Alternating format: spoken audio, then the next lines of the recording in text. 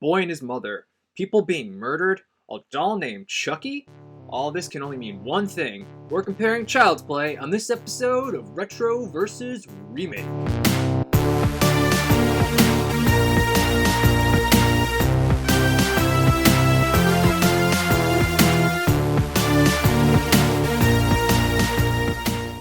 I'm Reggie Parker. And I'm Dan Bueller. Welcome to another episode of Retro versus Remake. Best Buddies edition.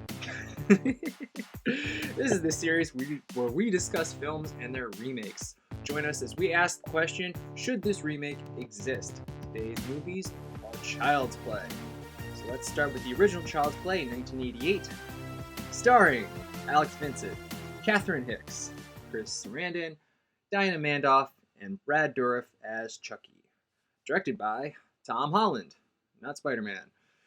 Screenplay by Don Mancini, John LaFaya, and Tom Holland. Music by Joe Renzetti. Child's Play 2019, starring Aubrey Plaza, Gabriel Bateman, Brian Tyree Henry, Tim Matheson, and Mark Hamill as Chucky. Directed by Lars Klevberg. Screenplay by Tyler Burton Smith. And music by Bear McCreary.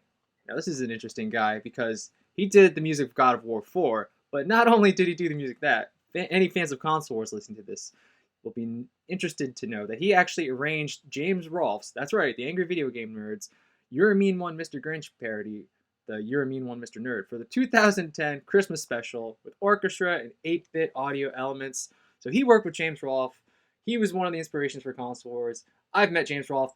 I practically feel like I know this guy. Reggie, I think I worked on the remake, pretty much, is what I'm trying to say here. Now, all kidding aside, what is your first experience with either film? Well, we talked about this briefly with episodes like Amityville Horror and things like that. I am not a huge fan of the horror genre. I don't like to pay money to be scared. That's sort of my rationale. So Child's Play, the original, obviously it's in the zeitgeist. I'm very aware of Chucky, his hijinks and what he gets into, but I've never watched the film because I'm a big bitch. And just, I never grew out of that phase of my life, and this is my first time seeing the reboot as well. I had seen Child's Play movies before. I thought I'd seen the first one. Turns out I never had. The only one I'd seen were 2 and 3, which were just on more. So I'd seen those two, was familiar with it. Wasn't familiar with the origins. Well, it's a good thing, because now I know. Now I know the origins of Chucky. So I'd never seen the original, and I'd never seen the reboot. I barely remember it coming out even. Like, I remember, the thing I remember most is, like, they did a thing, because Toy Story 4 came out around the same time. So they had a bunch of posters with Chucky and, like, the dead Toy Story characters on the poster. Okay. That's the most I remember about it.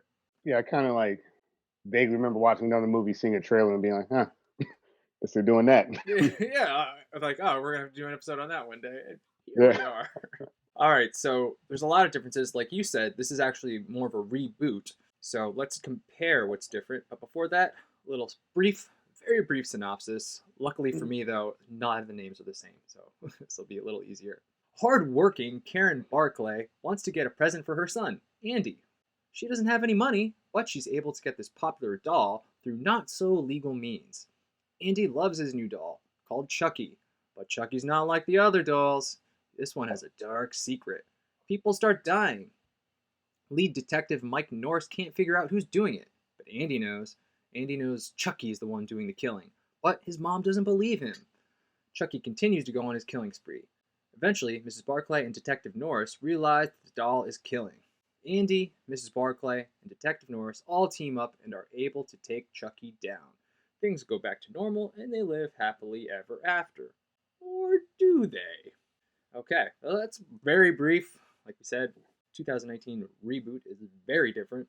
Other than going into the plot, I think we will get to the plot if we just talk about our main villain. The star of both films are Chucky's.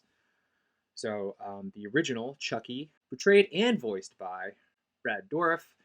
What's wrong? Gun jam? And then in the remake, the reboot, he is just voiced by Mark Hamill. I couldn't make you smile, but I'm better now. I know how to make you happy now. Maybe we should start with their backstories because they are very different. Yeah. I'll lead off with, I guess, our original. So the movie opens. We have this detective, I guess, Detective Norris, we find out, chasing this very kind of scraggly looking Brad Dourif through the streets. They're shooting at each other. And, we learn that Brad Dourif is a serial killer named Charles Lee Ray. And more or less, he's a serial strangler. And this detective's gonna shoot him.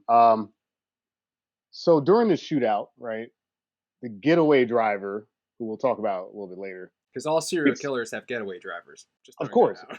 of course, it's a roaming team of serial killers. Do I want to get in that? First, Dan, serial killers generally don't make a lot of money serial killing, so I don't know what the incentive for the getaway driver is. They usually work alone too. Which would have been smart because his getaway driver gets spooked and just drives off at the first sign of danger. And you know, It's gonna be I, tough to just this, describe the plot out loud. describing the plot is what I'm here for. So Charles Lee Ray is really pissed because his getaway driver is getting away without him. Uh, Eddie and Caputo. I just want to throw it out there. Nice gangster name, Eddie Caputo. Eddie Caputo, yes. So Eddie's just like, fuck this, I am out. And Chucky, Charles Ray, tries to basically slip away. He finds some toy store, basically, cracks the window, setting off the alarm, goes into the toy store. The detective's a bad shot. He's a bad shot. The detective is able to shoot him enough that I would have thought he would have died right there on the spot. But as he, begins to die in the toy store, he remembers his voodoo training, and As serial killers do. Gamba, blah blah, give me the strength. I'm gonna get you in, Caputo. He says some vague gibberish that I guess is voodoo. Dies onto a best friend's doll or whatever Good the hell guy it's. doll is what they're called. Good guy. Thank you. Thank you. Good guy doll. Lightning comes, explodes the entire As we all toy. know, after you do some voodoo, lightning Yeah. makes everything explode. I will say this: I do appreciate this '80s lightning storm. We're all very familiar with the effect: clouds coming out of nowhere, random blue squigglies, and for some reason, an explosion. Um, the detective has to assume that Charles Lee Ray is dead here. But wouldn't you know that voodoo that he do? More or less, this voodoo blood pact has caused Charles Ray, and we'll learn this to be embody a good friends. I know you said it the right way, and I'm going to keep saying it Good the guy. wrong way. Good guy. Make that a drinking game every time I mess that up. So he is in a good guy doll, and that is just to set the stage. That's our origin for the this original Chucky. It is a very different origin in our 2019 reboot. No serial killer, no voodoo, none of that stuff. Instead, we have Chucky. So he's made by this corporation, this huge corporation that makes all these smart devices, Caslin.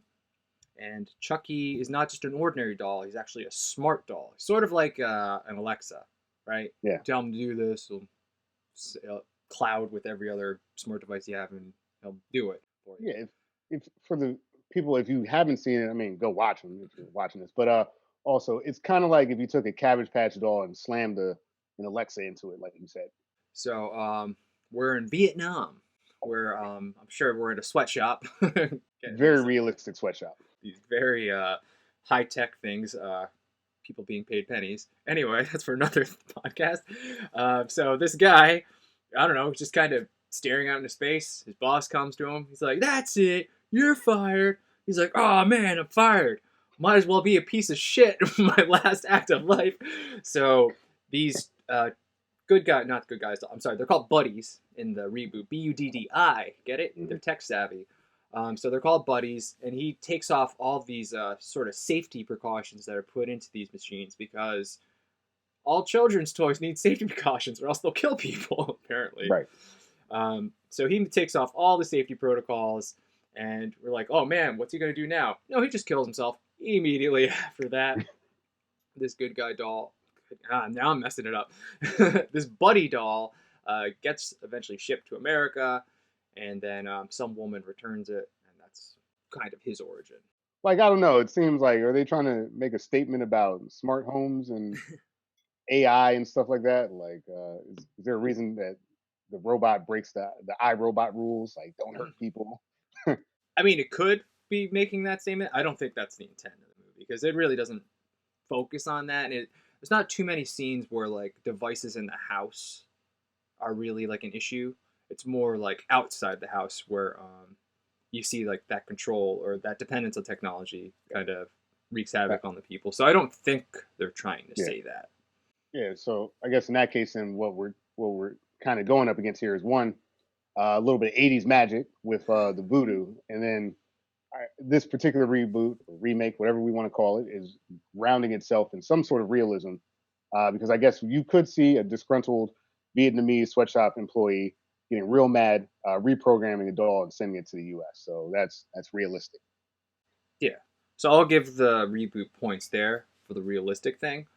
But as we go along, it gets I don't know, it loses its realism for me as we meet Andy and everything. Um, I guess we'll just talk a little bit about Andy right now because he is very different in both movies.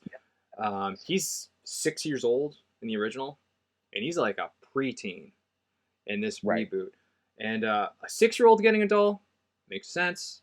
A preteen getting a doll, it was really hard for me to buy it, even with all the smart capabilities of a doll. It just seemed like I don't know. It just didn't seem like a kid would want a doll at that age. In the remake, you've got Gabriel Bateman playing Andy. Mom, I need to tell you something, and I need you to believe me. In the original, it's Alex Vincent. Time for bed, Andy. Good night, baby. Good night, Aunt Maggie. Like you mentioned, Gabriel being the age that he is, it is a harder sell, and even he says it in the film that this is for babies. Just to have to make that mental sort of note for yourself and get past that, that's already, in my opinion, and I think you're getting at this, a bit of a stumbling block. Mm-hmm. The age range doesn't make sense, and it sort of changes sort of the entire flavor of the film compared to the original. Whereas you've got Alex Vincent, who's so young that it is easier for adults to just dismiss him when he says things that are happening. Whereas like a preteen, I don't know, you just have a little bit more ability to vocalize things. Mm-hmm. What's your feel on the age difference here? I didn't like that they made Andy older. Like, kind of just jumping on what you said. Not only like is he a little more believable, he has a little more agency too Mhm. as a preteen. Like he could protect himself more, or protect others. Hide evidence. Hide evidence. Little 6-year-old man. I was worried about that little kid the whole time. Oh my I'm god! like, man, like people aren't believing him. They think it's him. Like this doll can hurt him no matter what. It's so much more vulnerable in the original than he is in the reboot because not only is he older, but he also has friends too helping him. So Right. he's alone, young, vulnerable in the original, and then he's older, has more agency, has friends, stronger physically for sure. So it worked better as the younger Andy than it certainly did in the reboot, especially. And like I said too, the whole like 11 or I don't know how old he is, but he's old enough where like I don't think a boy like that would want a doll.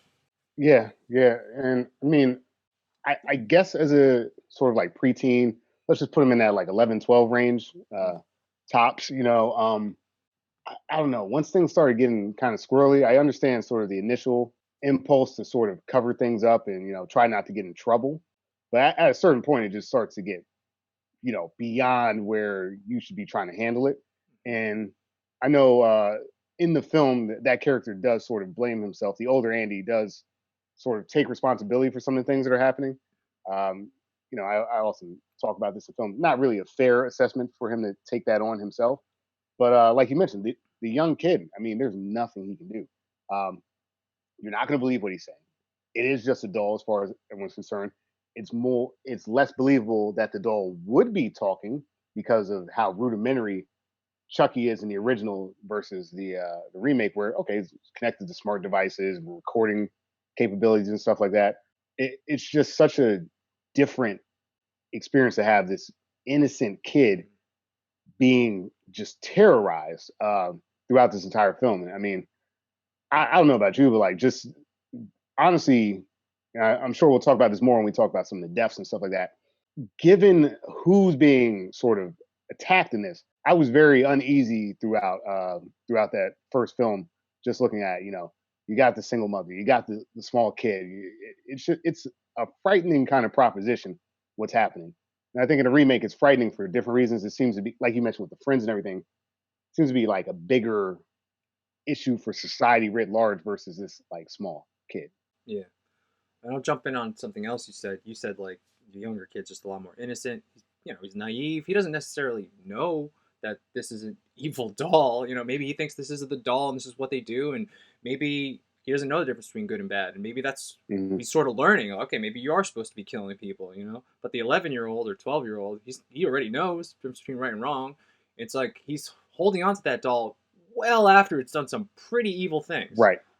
So, again, it's just easier to believe that the younger Andy's kind of letting this happen. When it's like the older Andy, you're like, what are you doing? Come on, get on board here. Like, get rid of that stupid doll. Specifically, and I want to kind of save this for the deaths, but specifically in his attempt to cover up something, like how far he lets it go into the film, I'm like, dude, you are outside of your depth. Like, we'll talk about that a little bit more as we get along. But like you said, you got this kind of sweet, innocent kid who the doll's talking to him, when no one else is listening, and it is influencing things that he does, whether it's leaving school to go across town to like a bad part of town. Like, he's easily influenced, and that influence, like you said, one, not even knowing right or wrong necessarily, and then two, just not knowing to say, hey, or not even being, even if you do say it, not being believed, to say that, hey, this doll is doing something jacked up. And I know I don't want to keep harping on it too much, but like with the 11 and 12-year-old, especially with friends, especially with people that would kind of have seen the doll doing things, at a certain point, it's like, hey, you guys need to, like, I don't know, get an adult. There's another thing, just going back to Chucky, that the original film does that the new film really can't do, because, like you said, the old Chucky is very limited with what he can do, like speaking wise, just technologically, just a lot more advanced than the reboot. So the original does this great thing for like the first half of the movie where you don't exactly see Chucky do these evil things.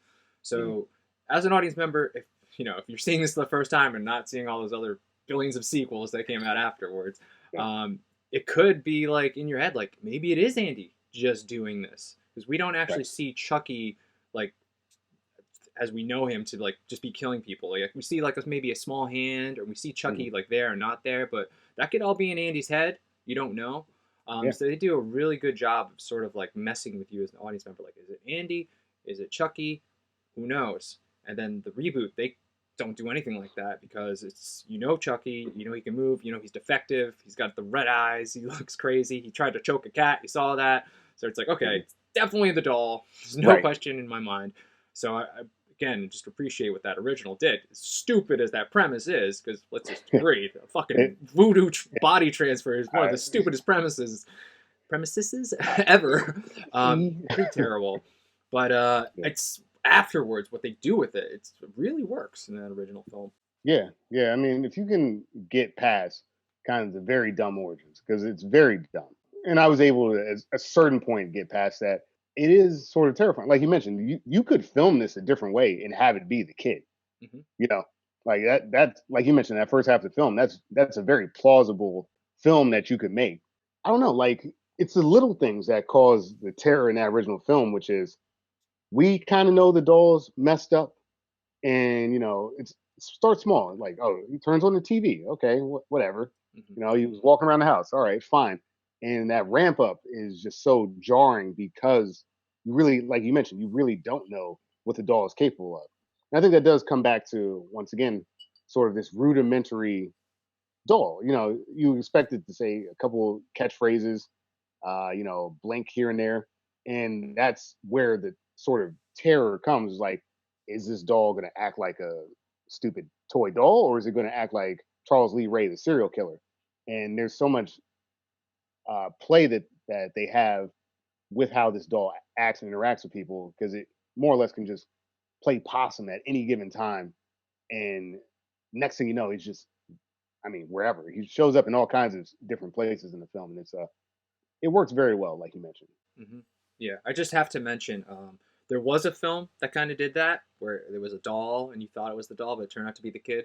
Just throwing this out there, made-for-TV movie called Pinocchio's Revenge. It's as bad as it sounds, but they did exactly that. They had the doll, they had the kid, and you think it's the doll, but it's actually the kid at the end of the movie. So just throwing that out there. If Yeah, anybody's seeing that, let me know, because that would be awesome. It was a mid-90s movie. Great, terrible movie. Um, Adding on to like how they messed with you, um, Andy in the original film also dresses exactly like Chucky, right? yeah, So when they show those close-ups of like maybe little feet or just like somebody move by or little hand, it's all Chucky's clothes. Could be Alex's clothes. You don't know. They're really messing with you a lot in that original film. It's really fun and it really draws you in. yeah, yeah. And I think another thing, and again, I know it'd be hard to do a voodoo transfer film in the 2000s, but the movie is sort of more streamlined. There's just less characters to kind of clutter the film, especially like major characters. And it really is this kind of this issue of the small child and the mom dealing with this extraordinary situation. And that's sort of the central focus. Is Andy going to be okay? Because no one believes him. They basically think he's nuts. And this mother is going to lose her kid. And she knows intuitively that it has to be something else, that it can't be her son. Whereas in his remake, by making him 12, we or 11, whatever, we introduce these sort of preteen problems. Like the mom is actually in this situation. We'll talk about it more, but the mom's trying to date. You know, she's trying to get him to make friends, and there's just so much more that's happening for Andy in the remake that sort of detracts from that underlying story. And like you said, just by adding those different support systems. Like he already knows the detective. He has a group of friends. By adding that support system, it gives him a lot of strength and gets him out of jams that we know Andy doesn't have in the original. The same support, or there's no backup coming if he's at the Looney house and Chucky shows up. There's like no one's going to help him, and it just creates more tension. Yeah, there's no support system in the original, and I think that not only like makes Andy more vulnerable, but also strengthens the bond between Andy and his mom. There are central characters. They're all each other has, in that Mhm. original film. Like you said in the reboot, the mom's dating Shane. Andy's making new friends. There's a lot of people here. There's not so much of a strong bond between Andy and his mom in the reboot. There's actually a considerable amount of tension there. One with him not going out and meeting friends. She's really trying to push him there and sort of chastises him for that. She's trying to make it work with Shane, and she thinks that he's undermining that a bit. Just in terms of sort of believability, there's just different things that happen throughout the film that kind of undermine their relationship, and it's reasonable for a preteen, which again goes back to that original choice of by making him a preteen, you now have that sort of teenage "I hate you, mom" thing going on. I hate you, Shane, and it's a different story arc than what we're dealing with. And as you mentioned, beyond that, uh, the original sin, as it were, is that why is this kid playing with this doll? Right. You want me to believe that a bunch of kids who like hang out in the streets and like get into like little kid trouble and stuff like that are all obsessed with these buddy dolls? That doesn't ring true to me at all. Um, when you have them like watching scary movies together and stuff like that, like one of you has a doll. That doesn't why? I would get roasted by my friends if I was 12 and I had like a you remember those My Buddy dolls? If I had one of those, it just not age appropriate. I don't know if I'm jumping the gun here. Should we talk about the voice acting for Chucky? Yeah, let's talk about that. Okay. So before we conclude our Chucky comparisons, let's talk about the voice acting. So as we said before, we've Brad Dourif as the original Chucky and Mark Hamill as the reboot Chucky. Now, Mark Hamill, one of the great voice actors who grew up, obviously Luke Skywalker, but Joker, very Sure, yeah. great. Does a pretty good job here too. I didn't even realize it was him. until towards the end of the film, where he does kind of sound a little bit like Joker. That's coming out there. I'm gonna fix you, Andy. But Brad Dourif, interesting performance because he's not the only voice of Chucky. We have our sort of original good guy voice, a very high pitched, very close to like a young child's voice, and when he becomes Charles E. Ray that first time, man, that turn from "Hi, I'm your friend" to "I'm gonna fucking kill you, bitch." It's just like, bitch, you slut. Holy shit! I said talk to me, damn it, or else I'm gonna throw you in the fire! You stupid bitch! You filthy slut! Did you fuck with me? That just like took the air out of the room. I was like, wow, this is fucking intense. So that turn in the original was awesome. I really appreciated that. And then he's kind of like that the whole rest of the movie. Mark Hamill doesn't really have a turn like that because he's not really a serial killer. He just wants Andy like all for himself, and he just becomes like obsessive with Andy. Yeah. So he's not really crazy, but you got a serial killer who's kind of faking it, and then he's like, all right, I don't want to die in the fire. I'm gonna fucking just unload on you. So fuck you, bitch. Fuck you. It's crazy in the original. I mean, it's crazy. It's so much.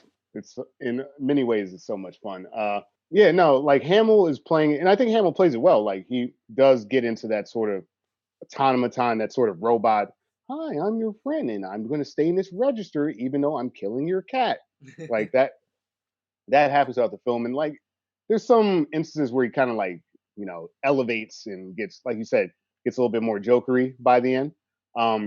Like like you said, there's just something about that Dorf voice. Like you got this smoker's cough voice coming out of this little doll, and even as you mentioned, the language that he's using, you bitch, like it's such a departure, as you mentioned, from where we were.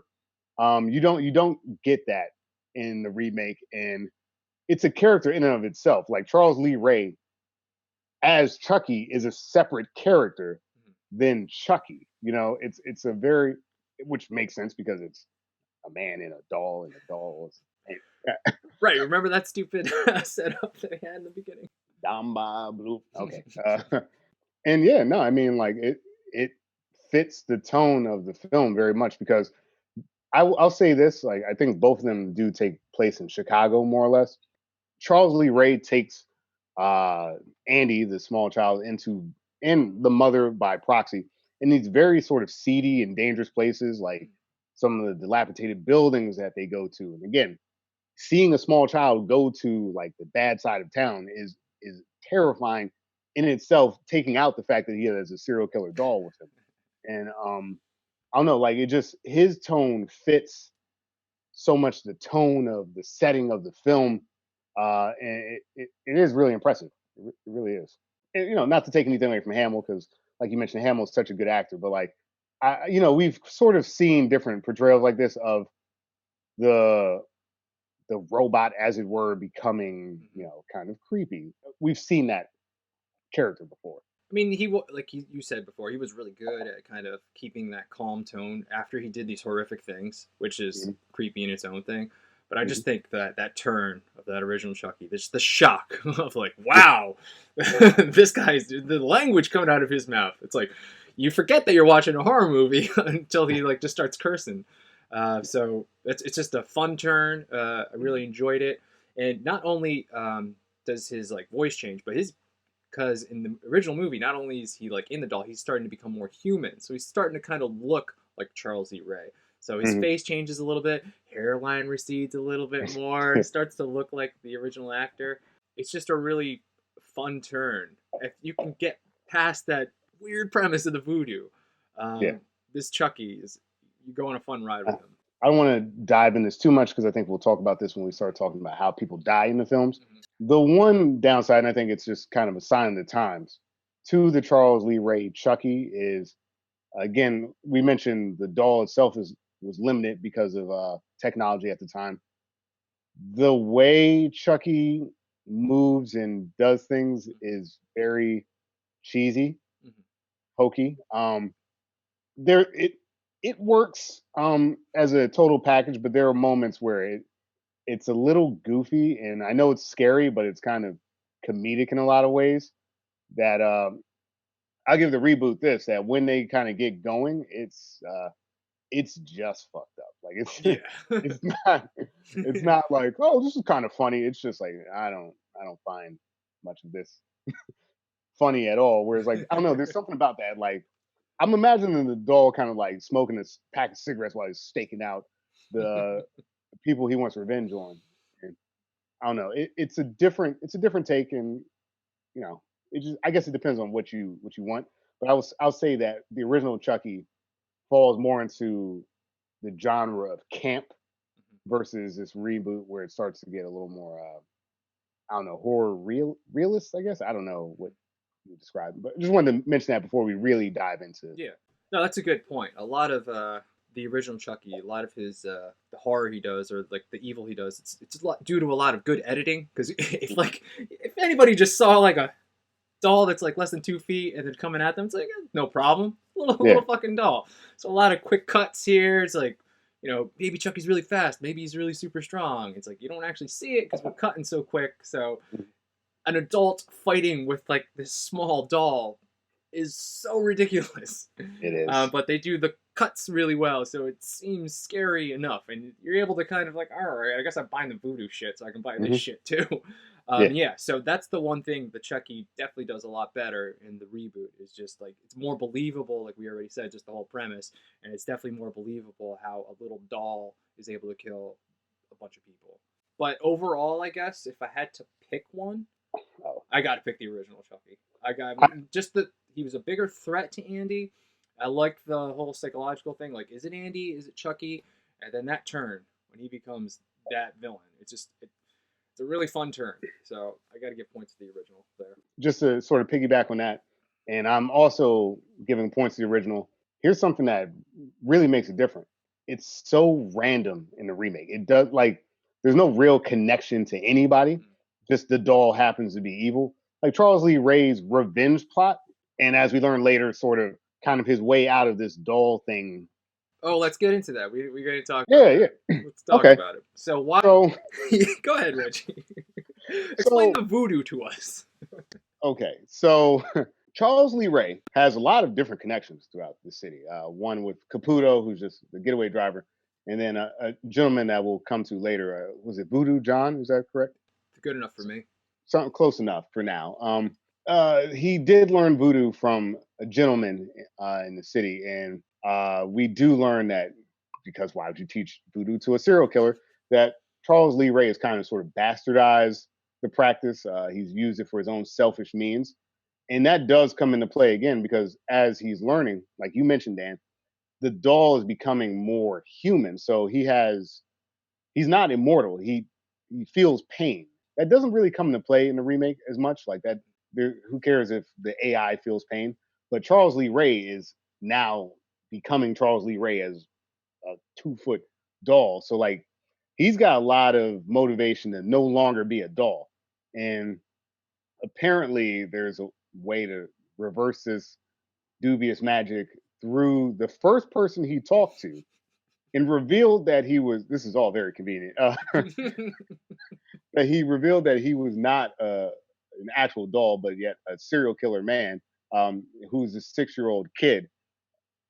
And towards the end of the film, I mean, it goes from just Charles Lee Ray trying to get revenge to Charles Lee Ray realizing that this was a shitty deal that he made, and he's going to more or less blood sacrifice a 6-year-old so that he can go on to do whatever he was doing before, more human like. I don't know, like that. Even that's not really well defined, is it? Is he going to become?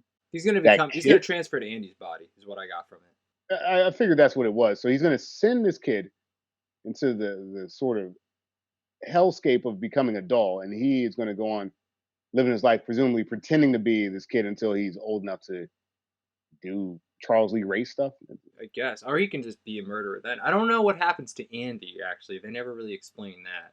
I don't know if Andy's kind of there, like a prisoner, kind of like a sort of being John Malkovich kind of situation. Or it could be or something. If he's just like in the doll. I don't know. They didn't really explain it. They didn't go into the details of the voodoo imprinting enough, Reggie. So I couldn't really tell you. Yeah, the movie just sort of doesn't do a lot of heavy lifting. It just leans into a trope. Like why would he be in a doll? And someone in the writing room was like, voodoo. And they're like, okay. And like, it's loose. I mean, it's supposed to be sort of ill-defined and loose. It's just kind of a scary scenario that is implausible, but here we are and let's play it out. That's more or less what the movie's doing versus this reboot, which is here's a somewhat plausible scenario. Like that's why at the beginning I was like, is this kind of a cautionary tale or is it just Mhm. kind of dumb fun? And at least in the original, we know it's just dumb fun. Right. That's why you got the smoker's cough, serial killer doll. That's why you have the voodoo and all that stuff. It's goofy on purpose, and I am going back into that description of this is a campy film versus a film that's trying to take this subject matter a little bit more seriously. But I think it suffers from having to answer a bunch of questions that the original movie didn't even bother to ask. I just think the casting of Andy as an older child really just downgrades that believability that they're trying to set up, right? So they're like, oh, this is gonna be believable. It's AI, but now this 11-year-old wants him, so it's like, wait, I can't buy this, even if it is a smart doll. It's just harder to And, believe. and the movie plays less with this idea of Andy not telling the truth. You know, like that the remake does less of this sort of playing with his Andy telling the truth. Like there's enough parties that know that he is that you're not getting that same effect of this original where like, please believe me. I'm telling it's Chucky. Like that small child doing that has an effect on us as the viewer because we know and he knows. Those are the only two people besides the villain that know this, the audience and the protagonist. And in the remake, a decent amount of people know what's going on. And you would think that at some point, like another kid in the neighborhood who has less stakes in the game could be like, hey, I saw something bad. And you would think that somewhere uh, logic would have prevailed and someone would have like tried to stop this a little bit earlier.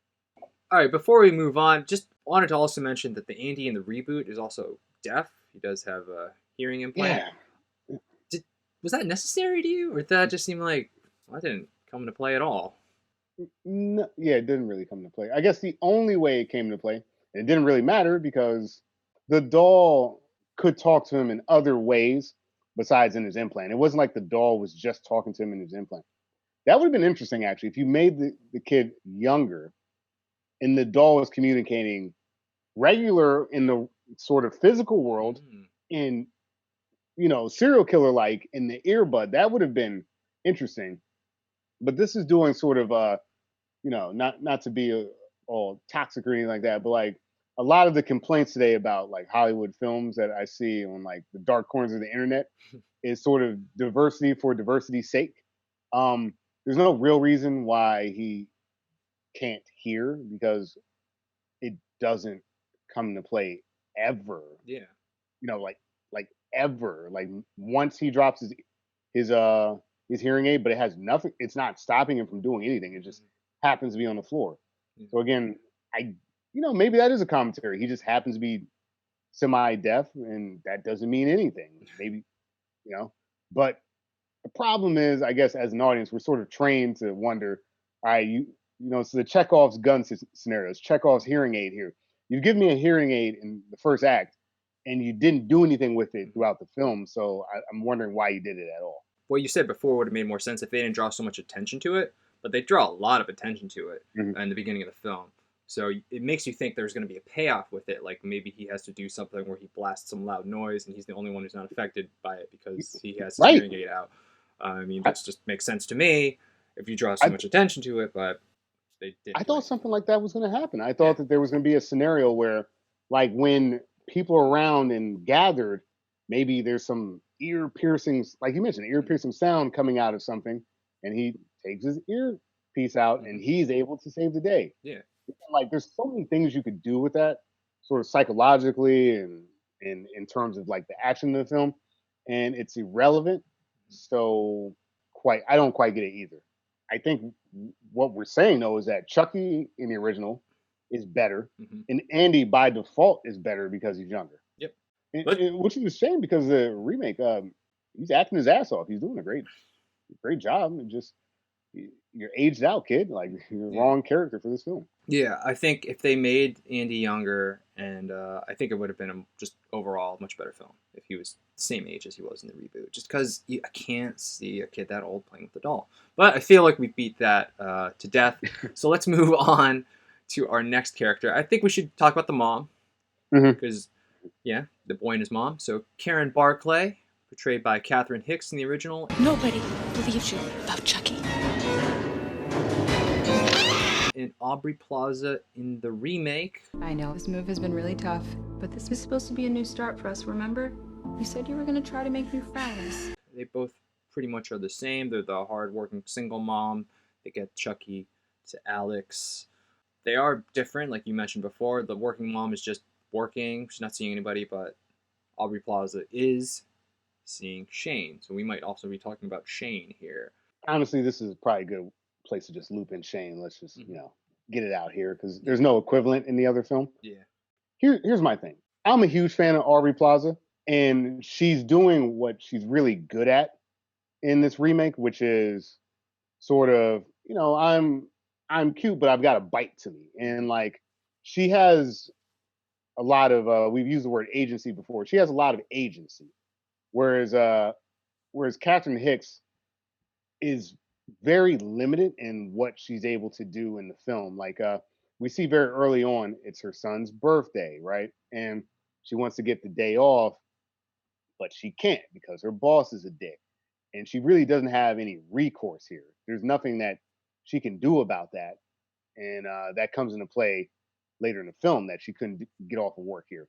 Aubrey Plaza, yeah, okay, maybe she couldn't get off work either, but to get the doll, I guess maybe we'll start there. To get the doll, they both more or less are at work, leave their post to kind of buy the doll. In the original, it's from a peddler, as it's described, which is just apparently a homeless guy with a shopping cart full of stuff. And in the remake, it's kind of like you mentioned, it's this returned item. And we get character building right in this moment where Aubrey Plaza is like, hey, I really need this doll for my kid because like I'm broke and I can't afford it. And her boss, again, same scenario. The boss is like, I don't think so. And Aubrey Plaza is like, yeah, I think so because I know you're banging some chick that's not your wife. And it's like, all right, take the doll. But that little change there makes a big difference because Aubrey Plaza is able to do things that Catherine Hicks is not able to do. Catherine Hicks is a very helpless character.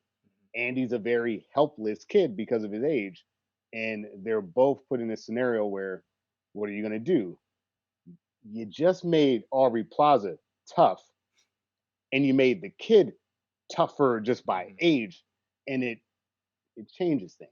They're not so vulnerable to the little tiny doll attacking them. Okay, just going back, I guess, to what I said before, because not only is Andy with the mom, but he has a bunch of friends. So we don't get so much time between Andy and the mom. He's definitely not dependent on the mom like he was when, as a 6-year-old would be.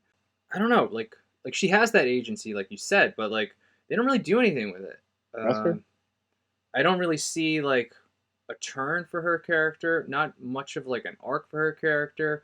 Like I'll go to Catherine Hicks, like she doesn't believe Andy at first, but then as we said, she's about to throw him in the fire, and then he's like, I'm gonna kill you. And then so she's like, okay, he is alive, and then she has to go to try to convince the cop. She like does a bunch of investigating. She goes to the Voodoo John's house. Good point. And she does a lot of heavy lifting in the original film. In the remake, she's just like, what are you doing, Andy? As Aubrey Plaza does. And then she's kind of out. She didn't really do anything. She doesn't really believe Andy until the very end when Chucky finally tries to kill everybody. And then even at that point, she just gets kidnapped. And then she's just a hostage at the end.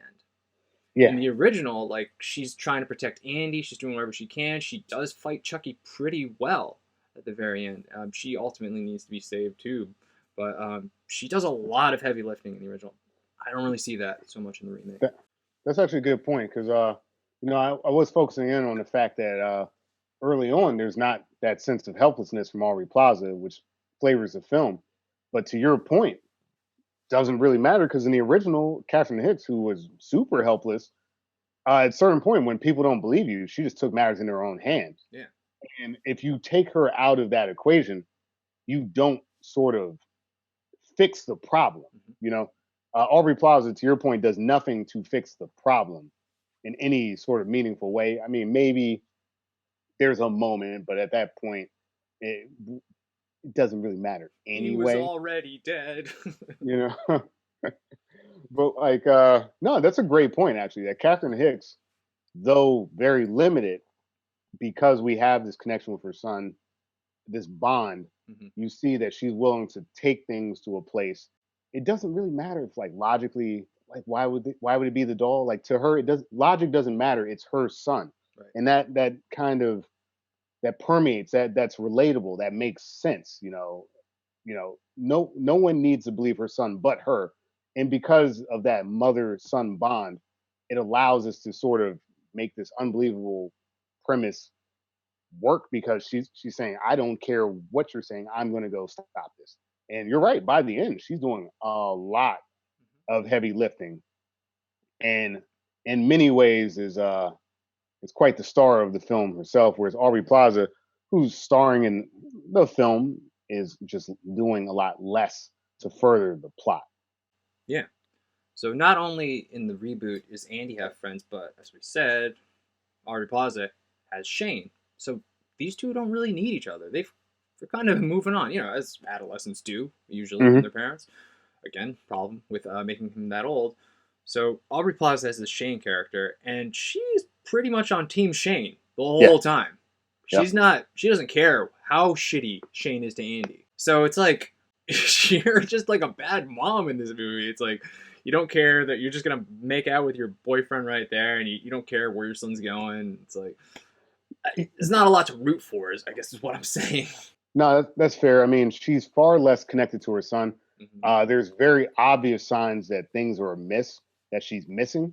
I think you could kind of attribute it to sort of like, I'm a single mom, I'm going out, I'm working, so I'm not there as much. Also, making her sort of younger. I mean, Aubrey Plaza to me does not sort of scream mom when I look at a film, Not to a teenage son or practically especially teenage not son. to a teenage son. Correct.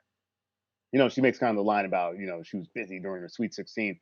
Like, I think they just took someone that's popular, Mhm. and they put them into this film. I think from a casting perspective, you probably could have chosen someone more, not to be getting toxic and gross, but like you could have picked someone more age appropriate here. I just don't like Aubrey Plaza is closer to being like one of his friends than she Yeah. is to being his mom. Even when the kids in the movie make that, it's like, oh, your sister's hot. It's weird. Like you said, she is less likable. He comes home early from school. She's hooking up with Shane. He's sending him to his room. She's not believing him. She's believing Shane over him. She pushes back on Shane maybe like once in the film, but like overall, she's not doing anything to help Andy at all.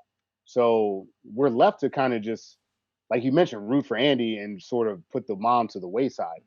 And it's a shame because you have this kind of like foundation where you could have done something with her, and you don't.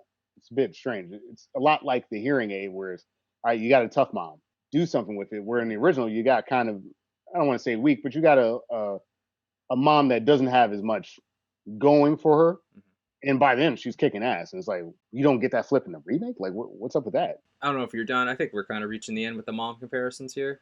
I think that this is a good time to sort of jump into Shane too. Shane is a dick. All There you Shane go. needs is Dave. his beer and his babe. Yeah, that's it. Pretty decent turn here by David Lewis playing Shane.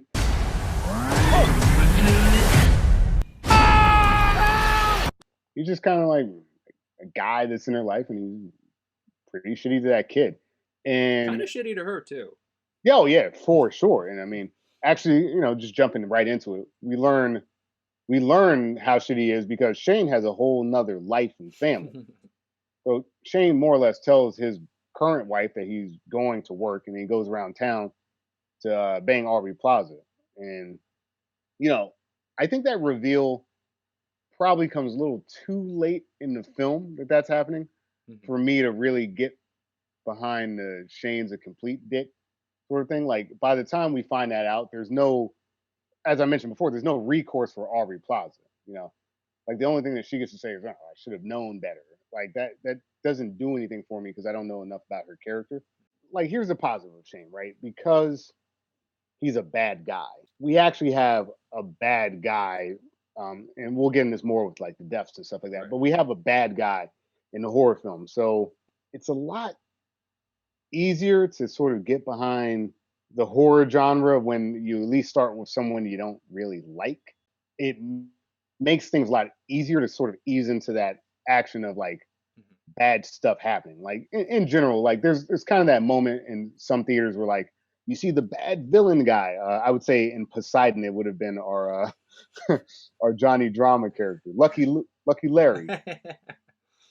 Shane is Lucky Larry. He's a dick. He's cheating on his wife and he's leaving his kids to go across town. So when bad things happen to Shane, we're okay with it. So I'll give him that there's an upside there, but I think that he's just another sort of ill-defined character that's just there. He just happens to be sort of the stepdad type figure and not much else. I kind of wish that they had worked out him and Aubrey Plaza's relationship a little bit more because without that foundation, what are we doing? You know, why is he here? So positive in terms of, you know, sort of fodder for your horror film, but negative in terms of character. He serves no purpose and he detracts from Aubrey Plaza completely. He's a dick, but like he's kind of a dick to Andy. He's kind of a dick to Aubrey Plaza. But he's not like too abusive. Like he's not a hitter. Like maybe if you made him like a hitter, or, you know, Yeah, that if you just did one backhanded slap to Aubrey Plaza or just like to Andy because he yeah, shoves Andy. But like we don't really hate him too much until we realize he kind of is living a double life. right, And right. then like you kind of mentioned, it's kind of already too late at that point because that Chucky's already there, and we don't really get to kind of let that sit in. Right. So he is a piece of shit. I think they could have done it a little bit better. Yeah, good first victim. We'll get into it later, but pretty good Yeah. first victim, That, first human victim for the movie. yeah, that's really his only purpose. I think, like you mentioned in the scene, and like I'm not saying that you know we need to display kids getting hit in films to flesh out characters, but like when he goes in and he confronts Andy, and he pushes him, that would have been a great moment for Aubrey Plaza to show up in that scene and be like, hey, kind of a enough, because she shows up after the fact and was like, hey, let me talk to my kid before you talk to my kid. Hmm. I think by having her inserted into that scene, I think it would have worked a little bit better. Yeah. It would have given us connection back to Andy. Like maybe she would have said, kick Shane, out of the Yeah. scene. And was like, hey man, if he's ever treats you like that, you come to me. I think just adding that one little moment there builds that bond, Yeah. and it's not there. It's just not there. Like what? Besides her getting him this like defective doll, there's nothing there. She sends him out in the streets to try to make friends. She doesn't really check up on him. It's a shame, actually. That just original film just hit it so much better with the mother and son. I know we talked about that. That even including another character that kind of like helps. It's a more kind of decent, as we get in this later, first victim. Whereas in the original, I think their choice of first victim is a little more tragic than what we have in this remake. Mm-hmm. So Shane doesn't do enough of his job to really be in the film. I think we can move on from the mom. I think we're both in the same boat here that the original mom, not only like does she have a better arc, that connection to the original Andy is a lot stronger. So Yeah. original mom, original Mrs. Barclay all the way. Yeah. Original mom. I like Aubrey Plaza, but they didn't really give her much to do.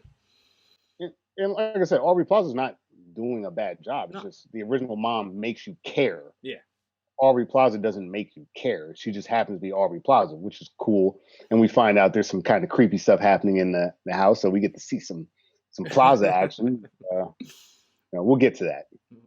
So let's move on to our third sort of lead human character, Detective Mike Norris, portrayed by Chris Sarandon in the original. Oh, for God's sake. Why won't you believe me? Because I'm sane. Mrs. Barkley, sane and rational. And Brian Tyree Henry in the reboot.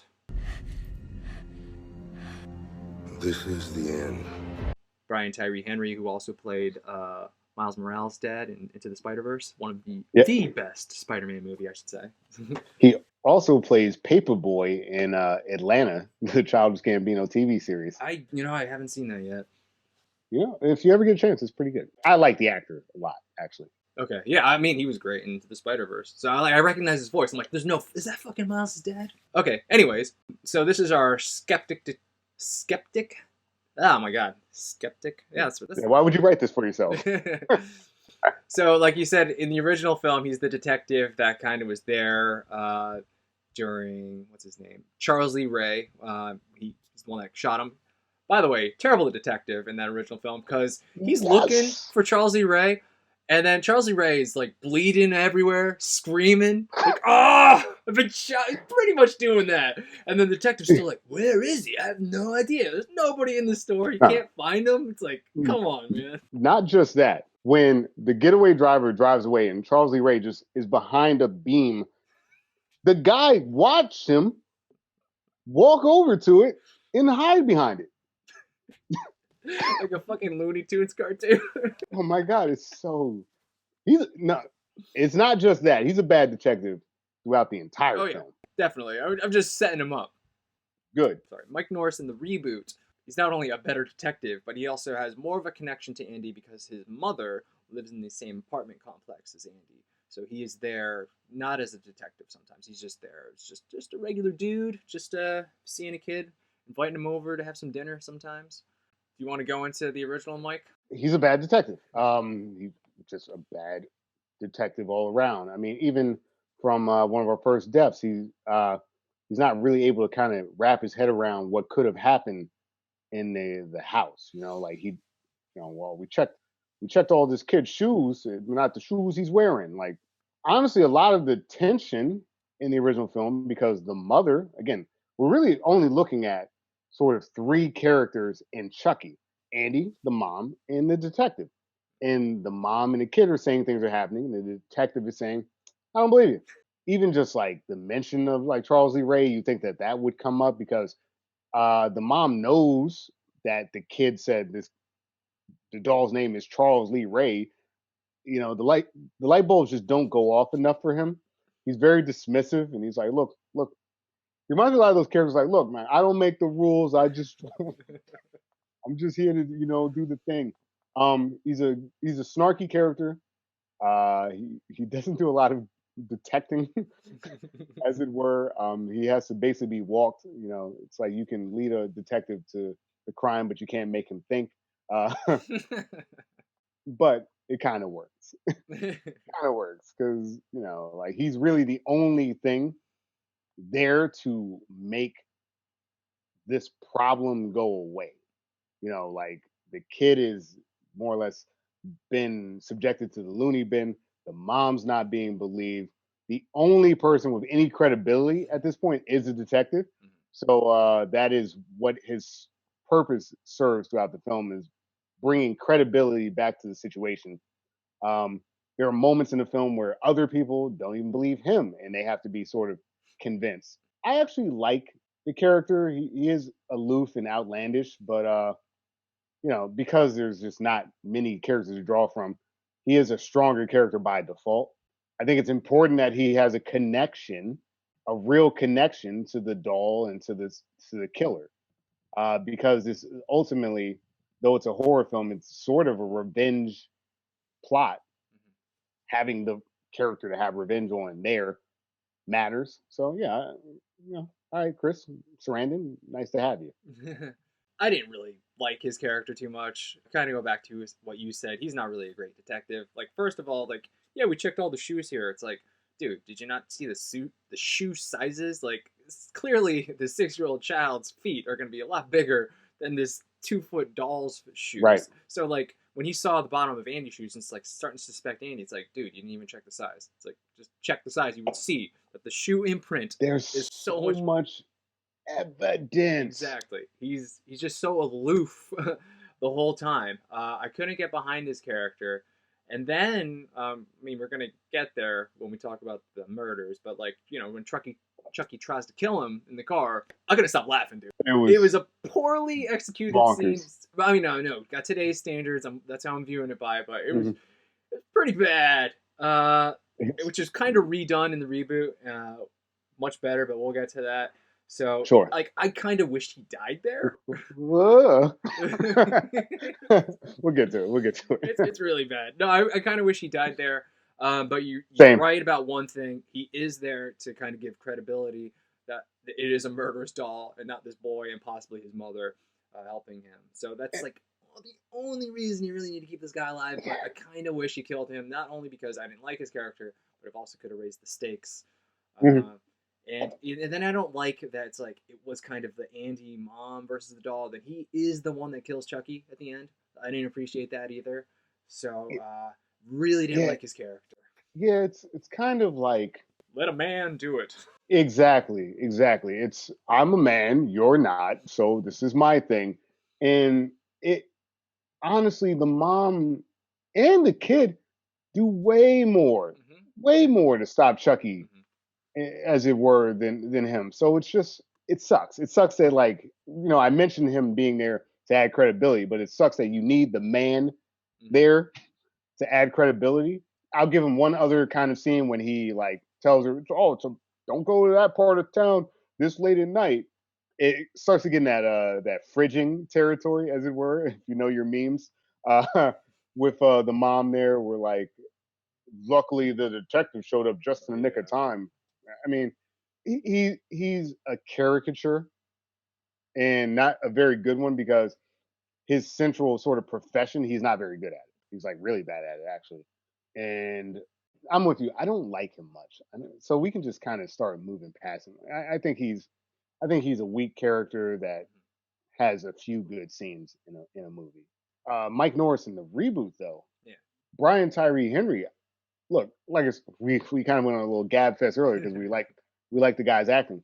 I like him a lot here. I like that we made the connection to Andy. I like that he's one of the few adults that like actually like kind of seems to give a shit about the kid. Um, it allows for different scenes in the film to really work out. There's no indication that he's a bad detective at all. It's just these are mysterious circumstances, and of course there's not much evidence because a robot AI doll is doing it.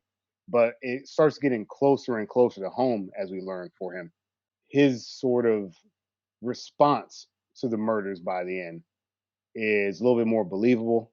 It makes sense. Like because, and I know we're not to death yet, but because of how things are going, he actually has a turn on Andy. Like they start as friends, and there's a moment where he's like, "Yo, screw this kid." Yo, which is completely understandable given the circumstances that we're seeing. But like, though he does about as much crime solving as uh, the original Mike Norris, he's just a more humanized, Yeah. fun character. He has funny lines, um, which we'll get into with some of the deaths. Like, I just like him more, and he matters more, in my opinion, to the film. Yeah. Yeah, it was definitely a smart move in the reboot to have his mother live in the same apartment complex as Andy. Yes. So the first time we meet him isn't as a detective, but just like a regular person, right? And like you said, he's one of the first persons to even give a shit about Andy, like even more than Aubrey Plaza, I would argue. Facts. So you're liking this guy right off the bat. Like you said, he's pretty funny. He's making fun of his mom, saying all moms are the same. He's going back and forth with Andy, going back and forth with Andy's mom when she arrives, very likable character, very humanized in that opening scene where he's just meeting Andy in that hallway. Yeah.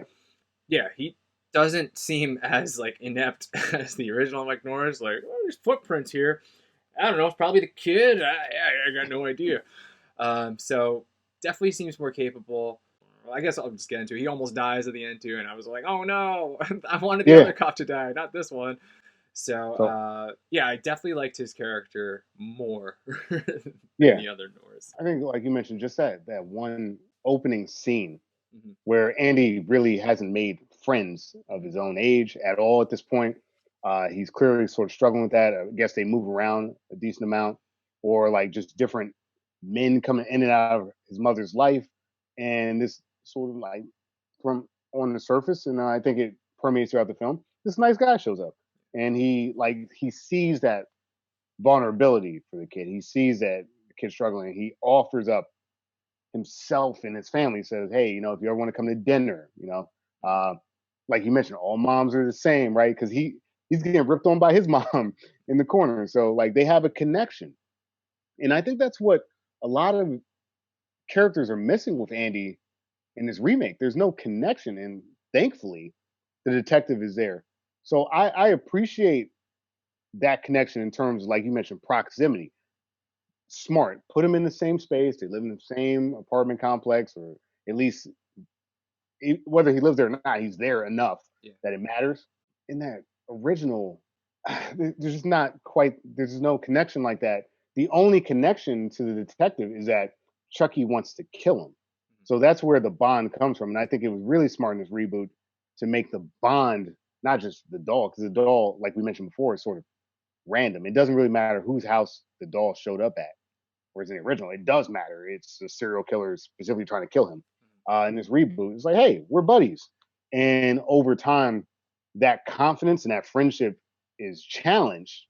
And that, like you mentioned, it sort of makes you sad. And you're like, oh shit, I really hope that one, the guy doesn't die. I hope that his friendship with Andy's not affected. They're the two sort of characters in combination making this reboot work. And if you take him out of the movie doesn't work at all. Great character in the reboot, much stronger. I just like this portrayal a lot more, and there's just funny human moments that happen that otherwise wouldn't be in this otherwise sort of ridiculous film. Yeah, the original Mike Norris, more getting along with the mom, has a lot more scenes with the mom. Doesn't really have too many scenes with Andy. This Mike Norris connects with Andy a lot more. Mhm. Probably the person who connects with Andy the most Yep. in the reboot. So for me, definitely an upgrade from what they did in the original. Just that inept guy who just kind of does his job sometimes versus this very humanized, very funny. He's got a lot So of good funny. moments. Got a good one-liners like fucking millennials or some shit like that. He's Yeah. great in the film. I don't want to drop another one until we talk about the deaths, but he has some Okay. really good ones. No, he's great. Like I said, upgrade from the original, reboot, Mike Norris, all the way. Yeah. You get this juxtaposition where it's like, here's an example of a shitty guy. Here's Shane, and he sucks. Mhm. Here's a nice guy. Don't you wish Aubrey Plaza ended up with a nice guy? They could have done that. They didn't. They could have. There's like a handhold moment at a very inappropriate time later, but huge upgrade in this department. And I think it's one of the stronger parts of the film, and it really helps you give a shit. Yeah. Whereas the detective in the original makes it harder to give a shit because he's so unlikable. He's just this kind of square jawed, I'm gonna do whatever I want and I'm not listening to anyone guy who they give way too much sort of power and consequences. Whereas this guy, he's not incompetent. He's a nice person. You give a shit about him. Yeah. These are all very good traits when you're making a character in a film where any potential character can die. You got to care about the people that might die. Yeah, I just think his biggest strength is that he's the one person who gives a shit about Andy, and that was a really smart move. So one of the bright spots in the reboot for sure. Hell yeah. All right, so none of the other characters from either film are shared in either film. I was going to say. So we already sort of talked about a few of them, but I think it's time for us to get into details here. Reggie, it's time to talk about our deaths. Yes. So let's start with the original film. Our first death in the original film is Aunt Maggie. So we could talk a little bit about her and then just talk about her demise. Yeah. So I guess I'll just talk about her a little bit. She's a coworker of Mrs. Barclay. I don't think she's really a blood relative because after she dies, they don't seem to be too sad. So, but Andy does call her Aunt Maggie. She works with the mom, like I said, and she's going to look after Andy because, as you mentioned before, the mom has to work late and she has no choice. I don't know how late she's working, but it seems like she's working till 2 a.m. at this department store because it's into the late hours when Aunt Maggie's just watching Andy. She's definitely there past the 9 o'clock news. We know that. She Well started beyond at 7. I was paying attention to all those details for some reason. So Aunt Maggie's all right. She's nice enough to Andy. She's not really mean or anything, but things start happening. This is when we start to see Chucky start to like just mess around a little bit. You know, like you said, turns the TV on. We see a good guy doll or Andy at this point, just running past, and she's kind of getting upset with Andy over all this stuff. And then she keeps hearing noises, man. She just keeps hearing noises. She gets all paranoid. The phone rings though, and you know, the mom's still at the store. I don't know what hour it is. I'm gonna assume midnight probably. It's pretty late. They don't go into details, but you know, she's like, I can't. Everything's fine. Don't worry, everything's fine. She can't even believe how scared she's getting. I don't know why she's scared. You know, put on a few lights or something, Aunt Maggie. I don't know why you got to examine everything in the dark. He's got the late night willies. Anyways, she goes to check behind this plant. She's sure something's behind the plant. Nothing's there. Huh. Okay. Boy, I was being silly. Let me just turn around and live the good life. Nope, you can't do that, because here comes a hammer to your face. And what are you going to do after you get hit by a hammer? What anybody does. You walk back 10 feet, and you fly out a goddamn window and crash into a fucking van. That's what you do. So that's how Aunt Maggie dies. It's almost like, it kind of reminded me a little bit of like Psycho. You know, when her comes, she just falls down this. Whoa! It was so bad. Like, he hits her with a hammer, and she just keeps going backwards. It's like, she was so far away from that window. So it's at this moment where I'm like, okay, get a little campy here with these birds. I'll say this about Aunt Maggie. What I like about her is that she's a very good sort of juxtaposition between the mom. Like, Aunt Maggie's got sort of that Aubrey Plaza bite. She's the one that's pushing back against the boss. Again, an endearing character because the boss is being a dick. It's like, oh, this other lady's sick and now you're working a midnight shift. She's like, I'll work it. And he's like, wow, you working shoes and this is jewelry. And it's like, you dunce. But you know, like Aunt Maggie in this very short amount of time, we get this character. She's street smart, tough, good with the kid, helps out. So like all positives. So when something bad is happening to her, even though we barely know anyone in the film, great, we give a shit. She introduced so many different, like, this character matters so much for the craziest reasons. Like, she introduces so many elements of the film in that moment of like, do we believe the doll? Do we not believe the doll? Like, it could be behind a plant, you know, like these little moments actually like frame so much of the terror throughout the rest of the film that like I'm a big fan of Aunt Maggie, except for, you know, like you said, the crazy fallback. For a bit character, very strong character, and a good first death because it really does set the stakes of your average person does not know that this doll is dangerous.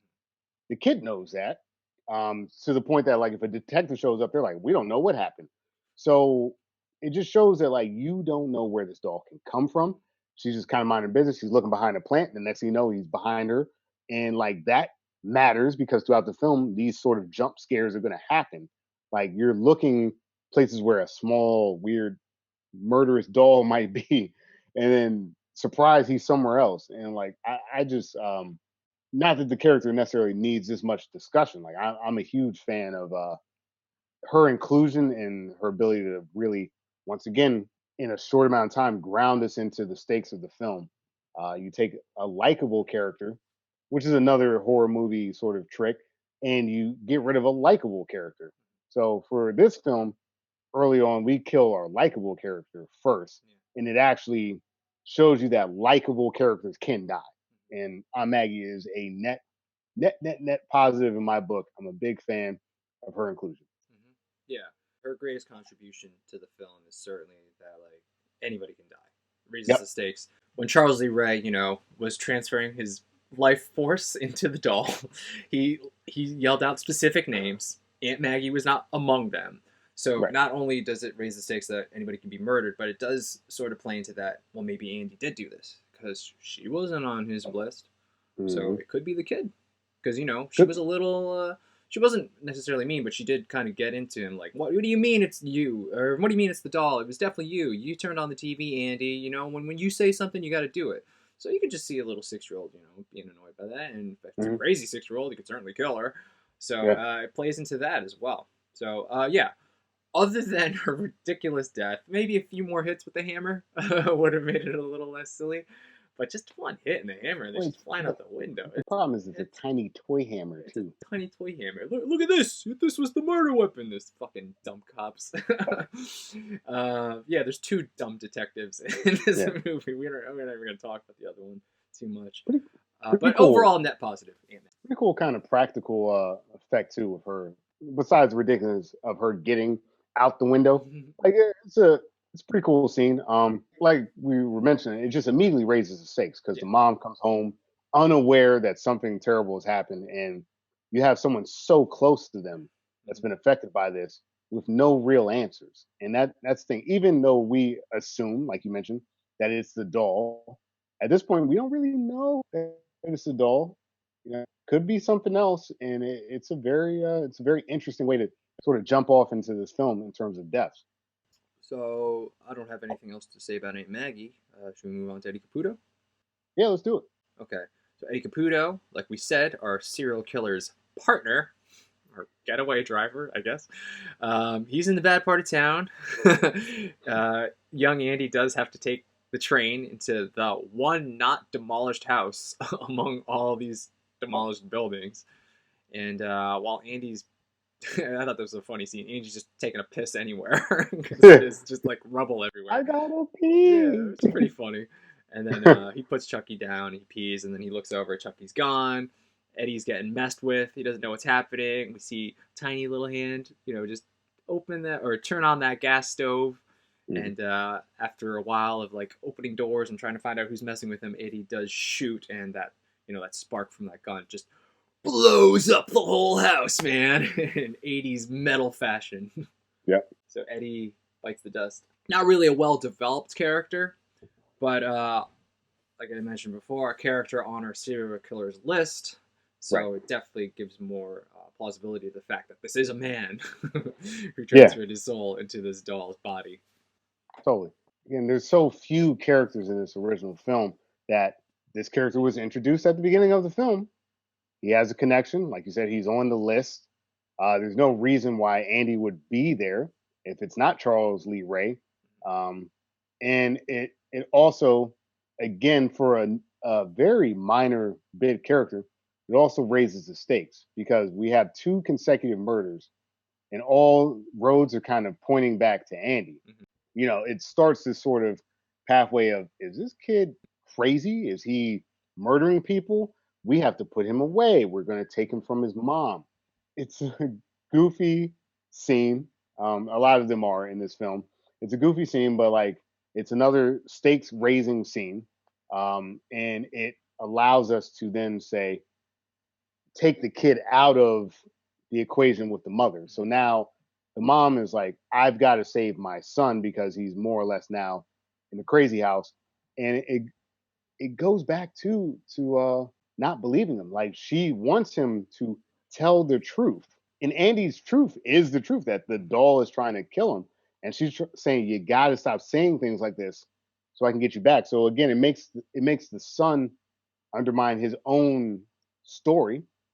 It puts him in the danger as now he's like institutionalized. It puts her in a bad position because she, no one's going to believe her, and how is she going to get her son back? And it just, for as minor a character as it is, as random as murder and death as it is, it's on the killer's list. It puts the kid in more danger. It puts the mom in a bad scenario, and it moves the plot forward. So goofy, ridiculous, like many of the deaths in this film, but it's part of the story, and it keeps the story moving along. So net positive because that's one name off of the list, and we know there's only really, at this point that I'm aware of, maybe I missed something, but as far as I was aware of, there's really only one other name on the list. Only one more name, and that is our detective Mike Norris, and he is the next one to get attacked by Chucky. Now this scene. So Mike Norris is driving around, and then all of a sudden, out of nowhere, little tiny Chucky doll comes from behind this driver's seat and just starts strangling him with jumper cables. So this scene, like I said, die, motherfucker. Yeah, we got Chucky doing his vulgarity. And, I'm thinking, like, oh, this is it. He's going to kill the cop. I'm like, this is great, because this is really going to raise the stakes. And it's just going to be the mom and the kid. This is really great. Car flips over. Mike's still alive at that point, but Chucky's kind of doing this Jaws thing where he's like, no, I'm sorry, the car didn't flip over yet. No. Before then, he's got a knife. Right. I forgot about Yeah. the little knife, and he's just stabbing through random spots in the seat, not only behind the seat but beneath the seat, and Yep. and it's probably one of the most hilarious scenes. Like you just see Officer Mike just like jumping up, just trying to avoid a fucking knife. It's like you could stop the car. Oh wait, he does try to stop the car, but what happens is Chucky somehow knows he's trying to stop the car, crawls underneath, puts his little paw on the gas, and just keeps it going. So you can't even stop the car because this doll is too fast. He's stabbing, he's hitting the gas. You can't stop him, Mike, and you're gonna crash, and your car's gonna flip, which it does. Now Mike's in dire straits because he's just upside down, just stuck. Chucky's just still stabbing, still got his knife, just trying to kill him. I don't care how fast that car is going. You jump out of that goddamn car. The situation you're currently in is not working. Like, it's so comical. Like I said, it's campy. Like I said, you got the knife coming from behind him. You got the knife going to stab him in the dick, bro. The little hands touching the gas. It's such a long, ridiculous scene that, like, I wish if you took 2 minutes out of that scene, I'm okay with it. But it goes on forever. It again undermines the credulity of this detective. This detective is not good at anything because this little tiny dog's gonna stab you and you can't do anything about it.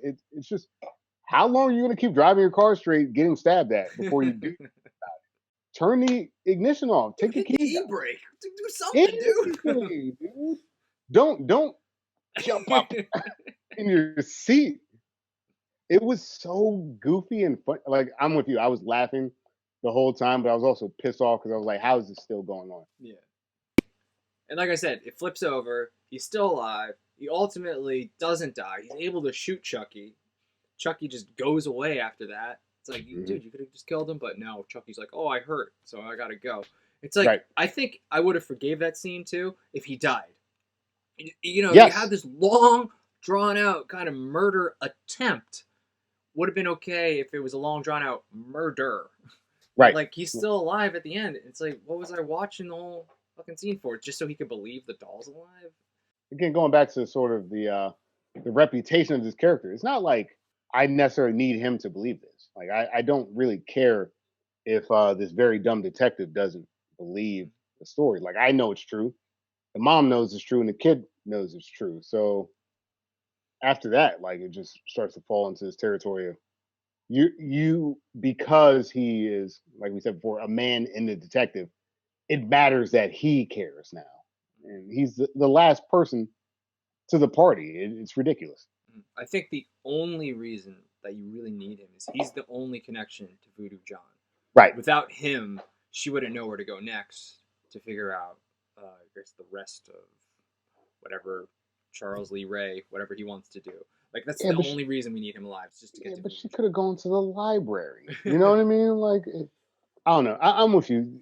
That is true. That is part of the connection, but I don't know. They didn't give this detective a strong enough sort of detective skills for him to be the next connection. But that's okay. It's a weird scene that goes on for too long. Technically, it's not a death. No, it's not a death, but it was comical. It was definitely worth mentioning, so I had to mention it. Mm-hmm. All right. So, but like I said, it does lead us to Voodoo John, who is our next victim. Voodoo John, the guy who taught Charles Lee Ray how to do the voodoo. He pretty much is able to tell Charles Lee Ray that this is what you have to do. If you don't like being in that body, you have to transfer yourself, because the first person you saw is the only person you can transfer yourself to. And then Chucky's like, you better tell me. You better tell me all this stuff, because Chucky has a voodoo doll, and his explanation is, you shouldn't have told me where you hid it. So what person who does voodoo has a voodoo doll of himself? A. Yep. And B, it's like, it was pretty comical because Chucky just like breaks the little arms and legs, and then in comical fashion we see Voodoo John's limbs also start to snap in those different directions. And after Chucky gets enough information from him, Chucky stabs the doll. And Voodoo John lays there in a pool of his blood. Not dead yet. He's able to talk to the detective and the mom before he dies, but he does suffer from his own voodoo weirdly one of the stronger characters in the film. Uh, Voodoo John immediately recognizes that what Charles Lee Ray has done is an abomination. It's a crime against nature. He did not teach him voodoo to do this. That's for sure. Um, Random ass character. Yeah, I didn't see it coming, honestly. Me neither. Me neither. I guess it further sort of explained the magic in the film, but like, who's this guy? Yeah, some random voodoo guy in what you say, Chicago, just Yeah, happens to know our serial killer and taught him how to transfer his yeah, body. And not only yeah. did he do that, but the serial killer thought so much of him, he decided to paint murals of him in Hmm. his psycho apartment, which has like all this weird sex stuff, and the guy who taught him voodoo. Because Yes, I really liked him, yes. so I'm gonna make sure I paint him. Or maybe he I hired somebody to paint. I don't know. and I know the movie doesn't ask or answer any questions, but like, how did they meet? What's the story there? Like, what? How did he start getting into voodoo and all this stuff? Like, I got so many questions about Charles Lee Ray, the man. Yeah, you shouldn't have told me where you left the doll. Yes, he got. That was stupid.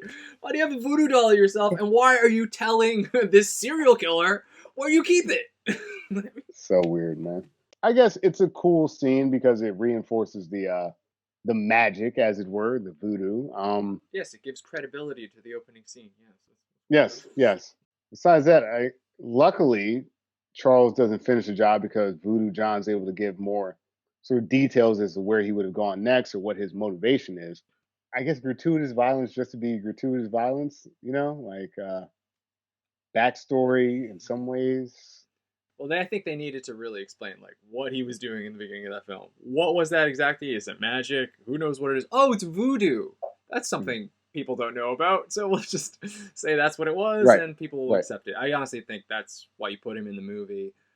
Maybe to also, obviously, he was necessary to kind of give Charles Lee Ray more motivation as to like what's the next step now. You can't just Mhm. be killing people. You don't want this body. You got to go back to Andy. Back to the beginning. That's what we Right, have to do. So right. he sort of steered Charles Lee Ray that way. I mean, Thank yeah, but he's a total random character. There could completely have been random. so many other people to like kind of steer him in that direction, but Yeah, Voodoo John. he's there to explain the voodoo. He does that, I guess, and he does, like you mentioned, he moves the movie into his next phase. It's it's sort of a random way to do it. I think that there's a very good reason why there's not voodoo in the reboot. Random beads wearing black people with voodoo magic is probably not the way to go in most films. I appreciate it in this film because it's so weird and goofy. Well, it's a step away from the ancient man from the east, the weird Asian Yeah, guy. At least it's not that trope. true, true. It's not like the magic gremlins don't feed them Yeah, after exactly. midnight That's what thing. I was thinking. Yeah, random, but for a movie with a very relatively short runtime and with a very thin plot, whatever. Got it. That's how Charles Lee Ray figured out this magic, and now we can move on to the Now there's no next scene. unanswered questions at all. Right, none at all. That was Voodoo John. That was Voodoo John. And we'll go on to our last victim. He's the doctor. He's the one who's after Andy gets admitted. I guess he's the head doctor. He's not really great. We already know that Chucky's alive. Other people know Chucky's alive, and this is still one of those voices going, "It's not the doll, you stupid boy. Stay in this locked room." It's pretty much like a prison. This asylum It is. wherever he is in, and the doctor pretty much gets just chopped up by what's a scalpel. He gets zapped first. Oh, right. Now I'm remembering his death, dude. Wait, does he get stabbed by Chucky at all? He does, but after he gets zapped. So we just killed Voodoo John.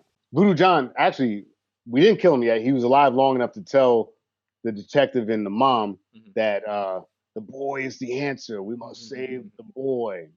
Voodoo John doesn't even know who this boy is, but I respect that he wants to save him. Chucky is in some weird puppetry climbing up the staircase across the street from the hospital to then make his way into the hospital. Whatever. Andy looks out the window. It's Chucky. It's Chucky. He's trying to kill me. Please.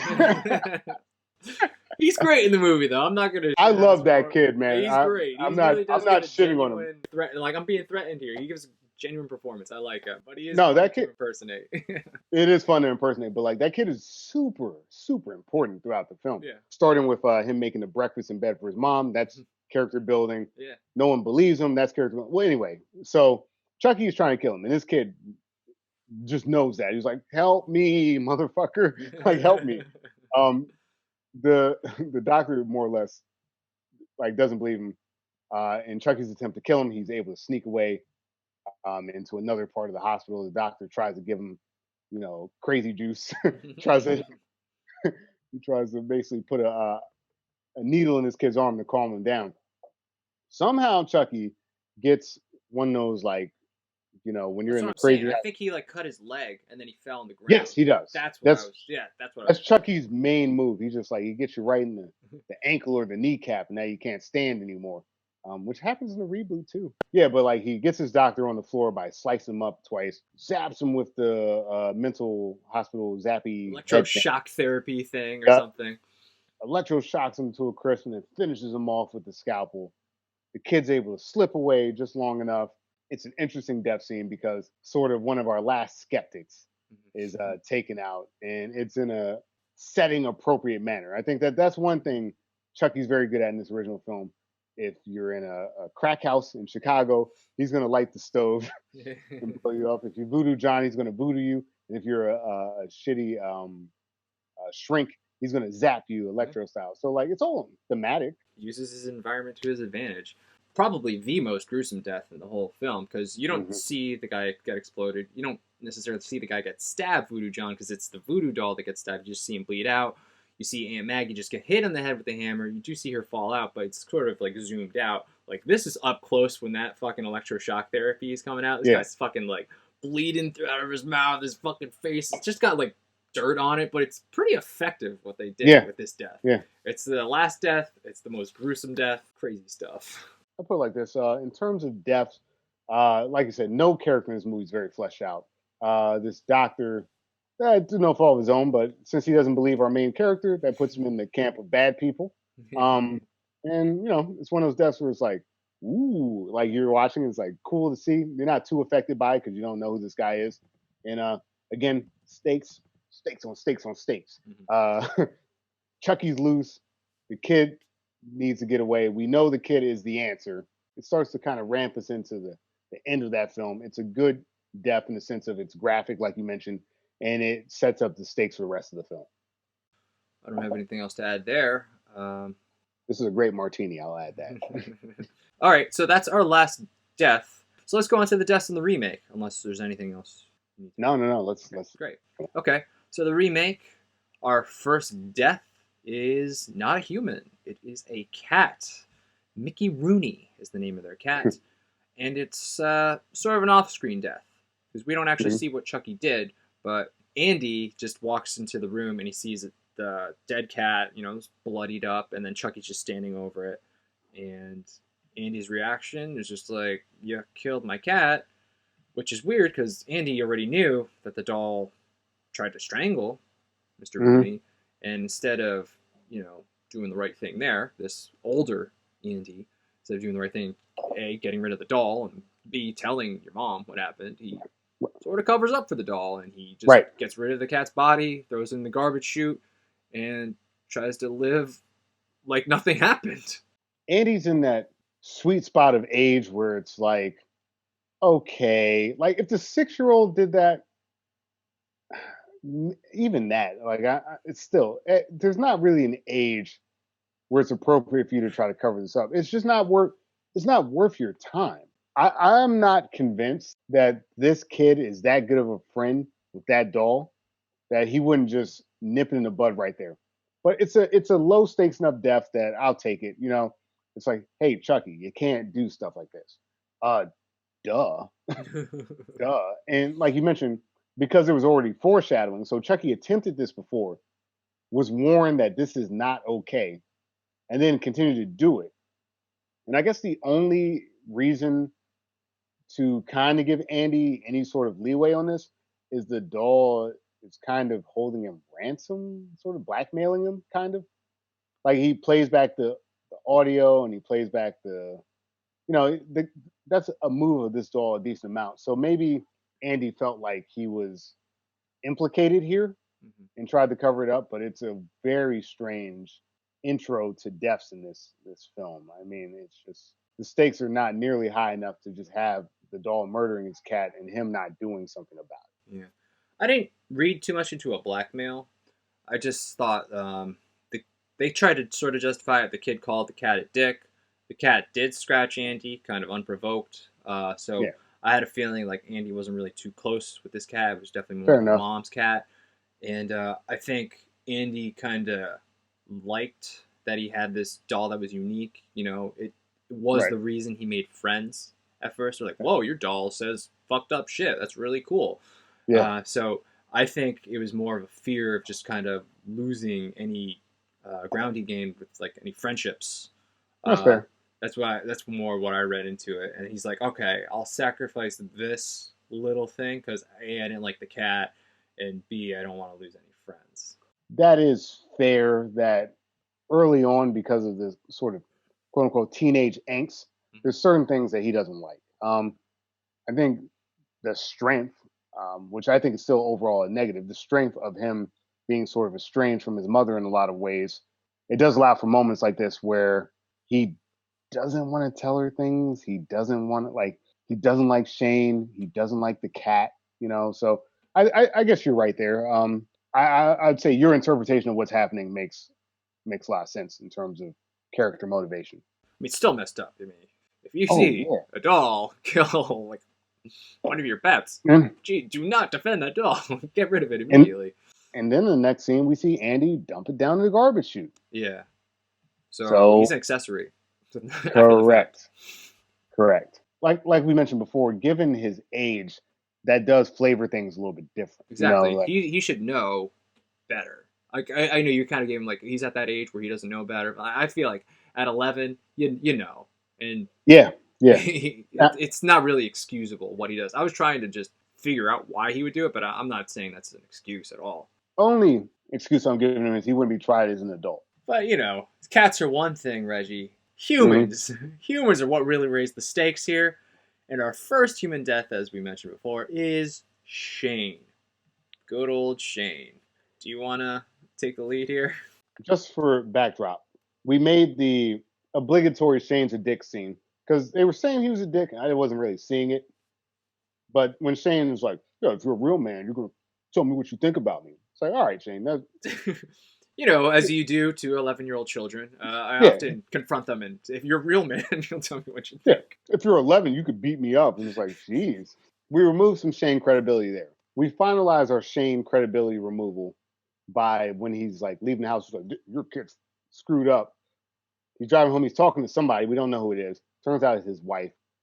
You see him. He's got a whole wife and kids, a whole different family. Chucky, at this point, from a motivation standpoint, has been acting in the sense of Andy's my best friend, and when people hurt my friend, bad things happen. So we're still in that world where okay, the cat scratched Andy, so the doll, not knowing better, I guess, strangled him. Shane's a dick, and Andy says he wants Shane gone. So here we are. The next logical conclusion is Shane now must suffer, I guess, as it were. I'll put it this way: it is actually a cool scene. Oh, He, yeah.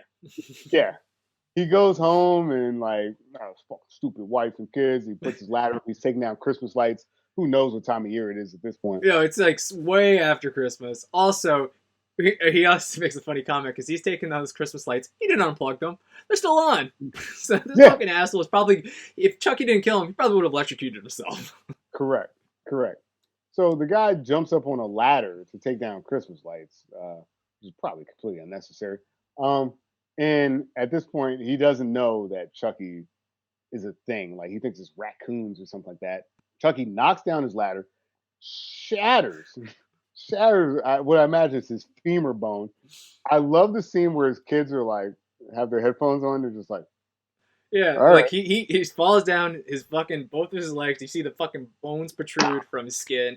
He like yeah, screams out. They got the headphones on. He falls down. As soon as he falls down, they look back. Ah, nothing there. Man, it was beautiful. yeah. And then what this movie did really well with this death is he's wrapped around these Christmas lights, and Chucky starts this. I don't know. It's like a tiller Yeah, almost. It's like it's called the some tiller.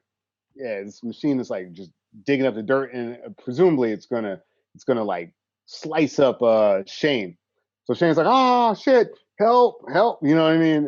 No one's hearing him because his kids listen to an iPad or something like that. Um, and I thought it was a very nice touch when the thing's getting close and he just kind of pushes it. Yeah, yeah. He's like, wait a minute, I'm a grown man. I could just stop it with my strength. That was great. You know, That because was like you think about the original film, like you figure most people getting killed by Chucky could probably just do that to Chucky. Like, wait a minute, hold on, yes. just stay back like a foot.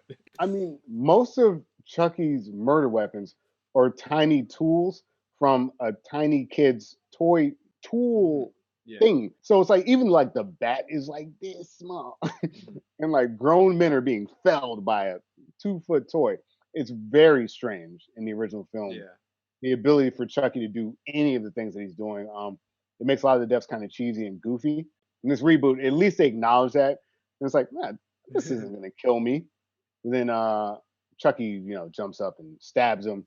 Wait, And we then should he mention also like Chucky at this point. I think it's a Caslin. Is it a Caslin the tiller, or is he not using those powers yet? maybe it is. I didn't really pick up on that, but probably. It could be. I'm not sure. Well, just spoilers. Chucky, like he said, he's a smart doll, so he can connect to other Yeah. Caslin made devices. So if it's a Caslin run tiller, then he doesn't even need to be near it. He could just use Wi-Fi Yeah. or Bluetooth. It probably is because there's no indication of how it started. So yeah, Right. I think you're right. Yeah, so again, just the more believability. The doll in the original film going around with children's-sized toys killing people, or a doll who can connect to these devices, via Bluetooth, and like, okay, that's a lot more believable. Yeah. And even like the way Shane dies, like, yeah, could the thing knock over a ladder? Probably. Ladders are already unsafe. Yeah. So it's like, okay. So we got the ladder, we got the guy basically hung up in his own Christmas lights, and the tiller's just like pulling the lights closer and closer. And you're like, oh shit, this is how he's gonna die. And you get that little which is a beautiful touch, Yeah. by the way. I think it's a very strong scene here. And at this point, it's like it feels like the danger's embedded to a certain extent. And here's Chucky, stabs him in the chest. The tiller chops off the top of his scalp. You see that bad receding hairline or toupee or whatever that is. Even darker than that, when again making Mike Norris the detective comes into play here because he's investigating these homicides. You see like this skull on the ground, and like we don't even know at this point that like his face has been sort of manually removed by the doll. So it's just like it's this entirely crazy scene. It gives us one of Mike Norris's ridiculous one-liners where he says, "Oh, white guy dead in a watermelon patch, poetic." This is where the movie's working, right? This movie's working right here because Shane sucks. Did we kind of force that narrative? Yes, but he does suck. As a kind of moviegoer, you're kind of okay with his death because, like, yeah, screw that guy. What I'll say about this versus like the Aunt Maggie being the first human death is Aunt Maggie's super likable. Like we like Aunt Maggie, which again, it's its own sort of stakes in that way that like you take likable characters and you kill them. In this scene, it's like if you're gonna introduce people to deaths, take a guy you don't really like that much, an expendable character like a Shane. You even add the backstory of like, oh, this guy really is a dick because he's been banging Aubrey Plaza. Meanwhile, he's got a whole secret family over here. So it's a very fun opening, like you mentioned, human death in this kind of like slasher thriller, and it sets the stage for what type of murder we're going to see in the film. And for this particular sequence, I think it's one of the stronger sequences throughout the film, and I appreciate everything about it, to be honest. Yeah, it was very enjoyable scene, like you said. We made this guy a dick, so you could kind of root for Chucky at this point. Like, yeah, let's kill this asshole. Like, he's got a family. What the hell? I didn't know that. I hate him even more now. So it's definitely a death you can watch without like feeling bad at all. You're just like, yeah, this is great, and it's over the top. when that tiller just rips his head off, and then just like you see it like land perfectly on a watermelon. I was just like, what?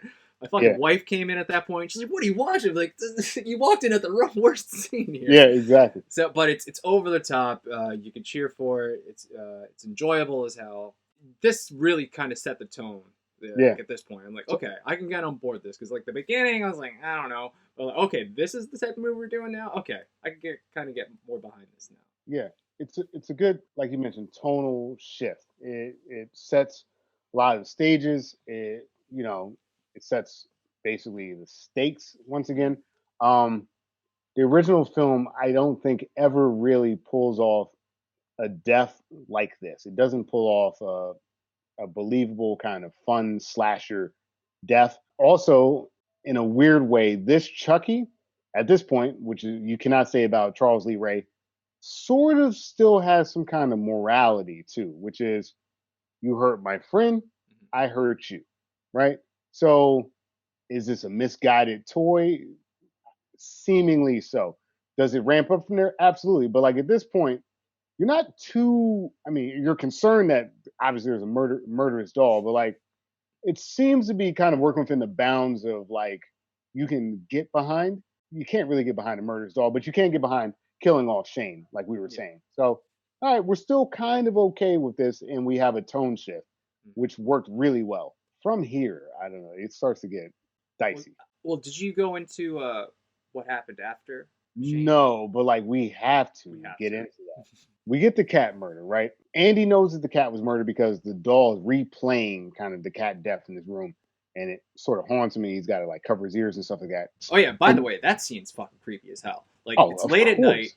Andy's just trying to sleep. Chucky's just in the corner staring at him as he does, and he's just playing audio of the cat meowing and audio of him killing the cat. Really fucked up shit.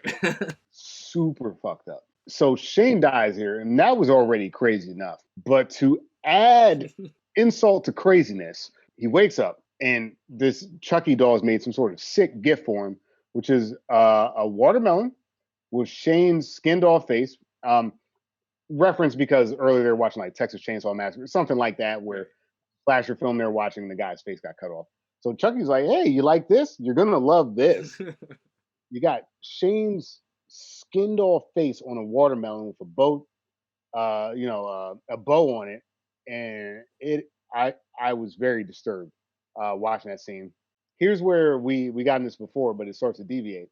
Andy calls his friends over to witness this sickness, and now all of them are implicated, and they come up with what I would say is the dumbest plan of all time. They gift wrap the watermelon with the face so that they can throw it out.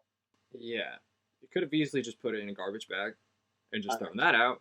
Yes, but they decided to wrap it up as a gift. I'm gonna tell you, man, like kids are stupid.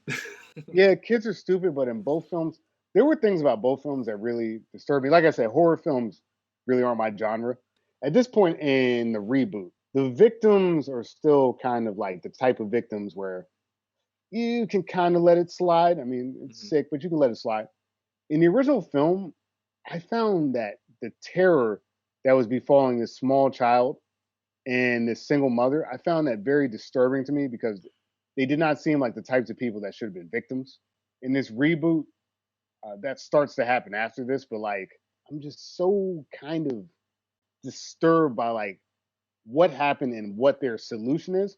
And like the fact that like when Andy takes that watermelon and he's gonna throw it away, but he ends up giving it to the detective's mom. I don't know. It started to really bother me. There was somewhere, this is where the off ramp was for me. It was like, okay, your mom caught you trying to dispose of human remains. Look, dude, don't give them to the nice black lady that lives across the fucking hallway from you. Could you just like maybe own up to it? You got your friends here. You could all say, look, we know Andy didn't do this, but this happened. And if you're gonna loop in your friends, loop in your mom. Your mom's kind of young enough to be one of your friends. Maybe she'll help you out. I don't know. I don't know. It was a very disturbing sequence. I did not like when they just kind of handed off this watermelon face thing to another party, and it just really disturbed me and made me like kind of sick to my stomach that like this loose end was just hanging out there. Yeah, it was weird. It felt to me like, again, another kind of tonal shift into something that the movie doesn't really go into too much, like kind of a dark comedy. Because now Right. we have this situation where the kid has to give this present. He knows what it is. He's trying hardest not to have it open right there because his mom's like, let's open it up right now. No, open it up next week. We'll open it up together. So it sort of becomes a dark comedy at that point, but that's what they weren't doing that before. And they don't Right. really go there again later. So it's sort of out of place the I, whole time. I agree. I agree. It's a strange sequence. Like I'm not sure why the mom needs to find them trying to dispose of this grotesque thing. And it doesn't further the plot enough for it to be there. I guess that does sequence us into our kind of our next deaths because the stakes have raised now that this face watermelon thing, I can't believe I'm saying these words out of my mouth. This face watermelon is now out there and it starts to frame up sort of our next deaths because Andy has now given this to the detective's mother and has to now try to retrieve it in some manner. But kind of after that, Andy and his friends do realize, okay, there's something wrong with this doll. We got to take care of it. So before any other deaths happen, they're actually going after Chucky. So they corner him, they pin him down, easy enough. 3 preteens versus 1 tiny doll. They pin him down. Andy's about to rip out, I guess, his Iron Man core Yep. that these dolls have. So he's about to rip it out, but what did you know? Chucky starts singing a little song to his buddy Andy. You are my buddy. You are my buddy until the end. We'll get into that more later. But Yep. he sings the song. Andy kind of freaks out. He's just like, wait a minute. I made a connection with this doll through this song, so I can't do it. So he doesn't actually kill Chucky at this point because the doll sang a song. So again, it wasn't believable for me because, like, you're 11, man. Do you really feel like I bond with this doll because of this song? If he was a young kid, I would have bought it more. That's besides the point. Anyway, one of the people, I think it's the girl, I think she's able to rip out the core, and Chucky pretty much dies. And they throw him down a garbage chute. But that's not the end of Chucky because our electrician, Gabe, finds him. And Gabe was sort of established earlier in the movie. He's the creepy repairman because every time Aubrey Plaza is there, he just kind of stares at her. He could be anywhere. And we found out he's even creepier because he has secret cameras set up throughout the whole apartment complex. And his whole deal is, I found Chucky. I'm gonna try to fix it and sell it on eBay, which is weird because I feel like he had to spend a lot more getting all these different parts than he's gonna make back by selling this doll on eBay. But that's kind of Gabe's deal. There's no indication to me that this doll is like that expensive. Like in the original film, yeah, it's expensive for like a single mom that needs to save up and like, has a lot of like issues there. I'm not under the impression that the doll is like an uncommon household item. It's like I don't imagine a guy taking a lot of time and resources. It's like putting Alexa back together. But whatever. What I do appreciate about Gabe is that he does fall under the category of people that can die. Mm-hmm. Yep. Shane was a bad guy. He kind of pushed Andy around. The cat was kind of whatever. It scratched him, and the cat sucked. So Shane sucks. The cat sucks. This guy, who's already a creep, and then we find out he's a super creep. He's Norman Bates in the remake of Psycho. He totally is. I was thinking that too because I thought he was kind of doing the action there. Another character that we're fine with these sort of like over the top, like you mentioned, kind of like black comedy deaths. I guess we can just get into it. So after he basically like replaces the Chucky doll's Iron Man core and reboots his system, he's getting ready to sell them on eBay. Meanwhile, he walks up to his little camera system and he recognizes Aubrey Plaza's over there taking a shower right there. So he's starting to, get a little interested in that. Chucky pulls himself off the table and like starts messing with the Castlin Corp items in his house while he's trying to creep on Aubrey Plaza's nude body. His system starts messing up. He's like, Castlin, reboot. You see some Aubrey Plaza tits. And next thing you know, he's in a precarious situation because this doll has, from the original film, sliced his ankles and kneecaps. Started up a bunch of stuff like his little Roombas, Castlin. The pipes in his room are controlled by Castlin. So like all of this stuff starts happening. There's like a saw in the middle of the room. very much in the Well, style. Gabe is really stupid because Chucky, he's really tall. He's really sorry. Chucky's really tiny. He's got this kind of X-Acto knife that Shane was using to repair Chucky. He's just cutting at his ankles. So Shane's like, "All right, I'll just stand on this table saw." That's a smart move. So he stands on the table saw. Chucky turns on the table saw. Gabe's like, "Nope, I'm gonna just climb on this pipe." And as he's on the pipe, that's when Chucky raises the temperature. He doesn't control the pipes; he controls the thermostat. So and then it gets really hot, the pipes, and Gabe can't shimmy because he's a big guy. So instead of moving or anything, he just falls onto the table. Fall backwards, dude. Like you could have done it with many things. This is one of those kind of like, yeah, you probably could have avoided those deaths. Yeah, but it's kind of in the style of like sort of like the grindhouse type films. Like these characters are getting their comeuppance, right? Mm-hmm. So like Shane has a secret family, so yeah, let's chop his head off. Gabe is a creep, so let's slice him up in the crotch region with this table saw. It's still in that category of kind of like justified deaths, you know. As you mentioned, like Chucky clearly is a screwed up doll. You can't really root for him, but at this point, you're slightly okay with the people that he's choosing to kill. But unfortunately, like Gabe is like up the ante again because this doll is back in action, and we're gonna have to deal with him throughout the film. All right. Well, anyway, table saw, these like over the top deaths are still really well done. I mean, a little goofy and ridiculous, but like that is a style of horror, and I'm okay with it. This is where the film starts getting back in that category that I didn't like about the first film in some ways. You start messing with more innocent characters that definitely don't deserve these types of deaths. And after the whole Gabe thing, or kind of simultaneously, Andy goes to Detective Norris's mom's apartment. They have dinner together. He's basically he's doing it while he's getting repaired by Gabe, because while Gabe's repairing him, he's seeing through the security cameras that Andy's having dinner with Detective Norris and his mother. So I think that's where Chucky gets the idea that getting replaced. You know, there's just this weird, awkward dinner, and look what Andy made for me. And there's the present. And we know it's a face on a watermelon, which I still am very much disturbed by. Eventually, Andy's kind of able to slip away with the watermelon and dispose of it, as it were, which it does come back later in the film. It's discovered. Like you mentioned, during the Gabe scenario, Chucky recognizes that the detective's mother is now Andy's best friend, I guess. Just a friend. I think at this point, Andy's just like, I'm sorry, at this point, Chucky's just like, anybody who gets in my way has to go. Chucky's just getting more crazy. His AI is getting more out of hand, just more towards that psycho. So he's pinpoints it. It could have been the detective, could have been his mom.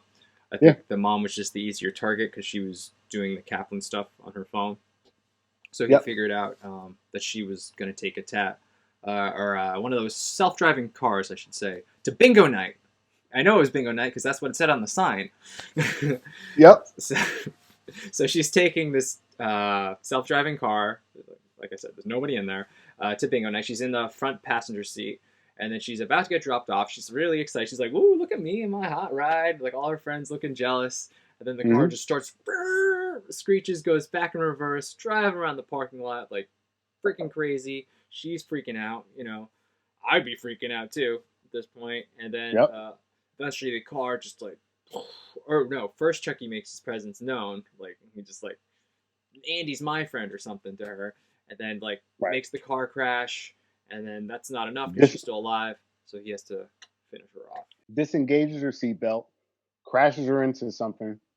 She's all injured and stuff like you mentioned. And then Chucky somehow gets into the car, starts stabbing her, and that is the latest victim. After that scene, the detective discovers the watermelon head, kind of puts two and two together, has pegged Andy for the killer at this point. And it's personal because his mother was killed.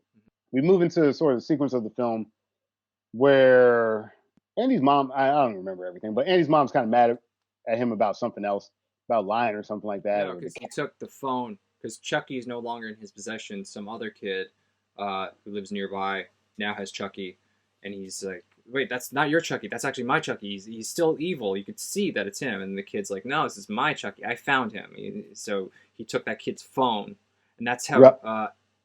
Andy knew that His Norris's mom Chucky. was gonna get killed because he could see through the kid's phone what That's Chucky right. was seeing. Yeah, and I'm just gonna kind of defend her death.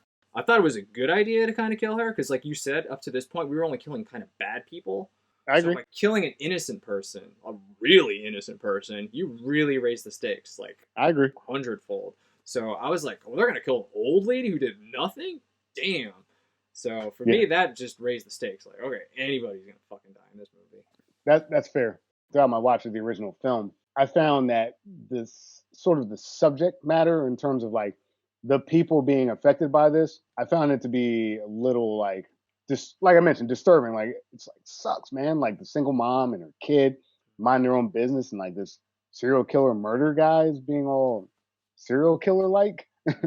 And this is the first time in the reboot where you look at someone who's like, oh, not her.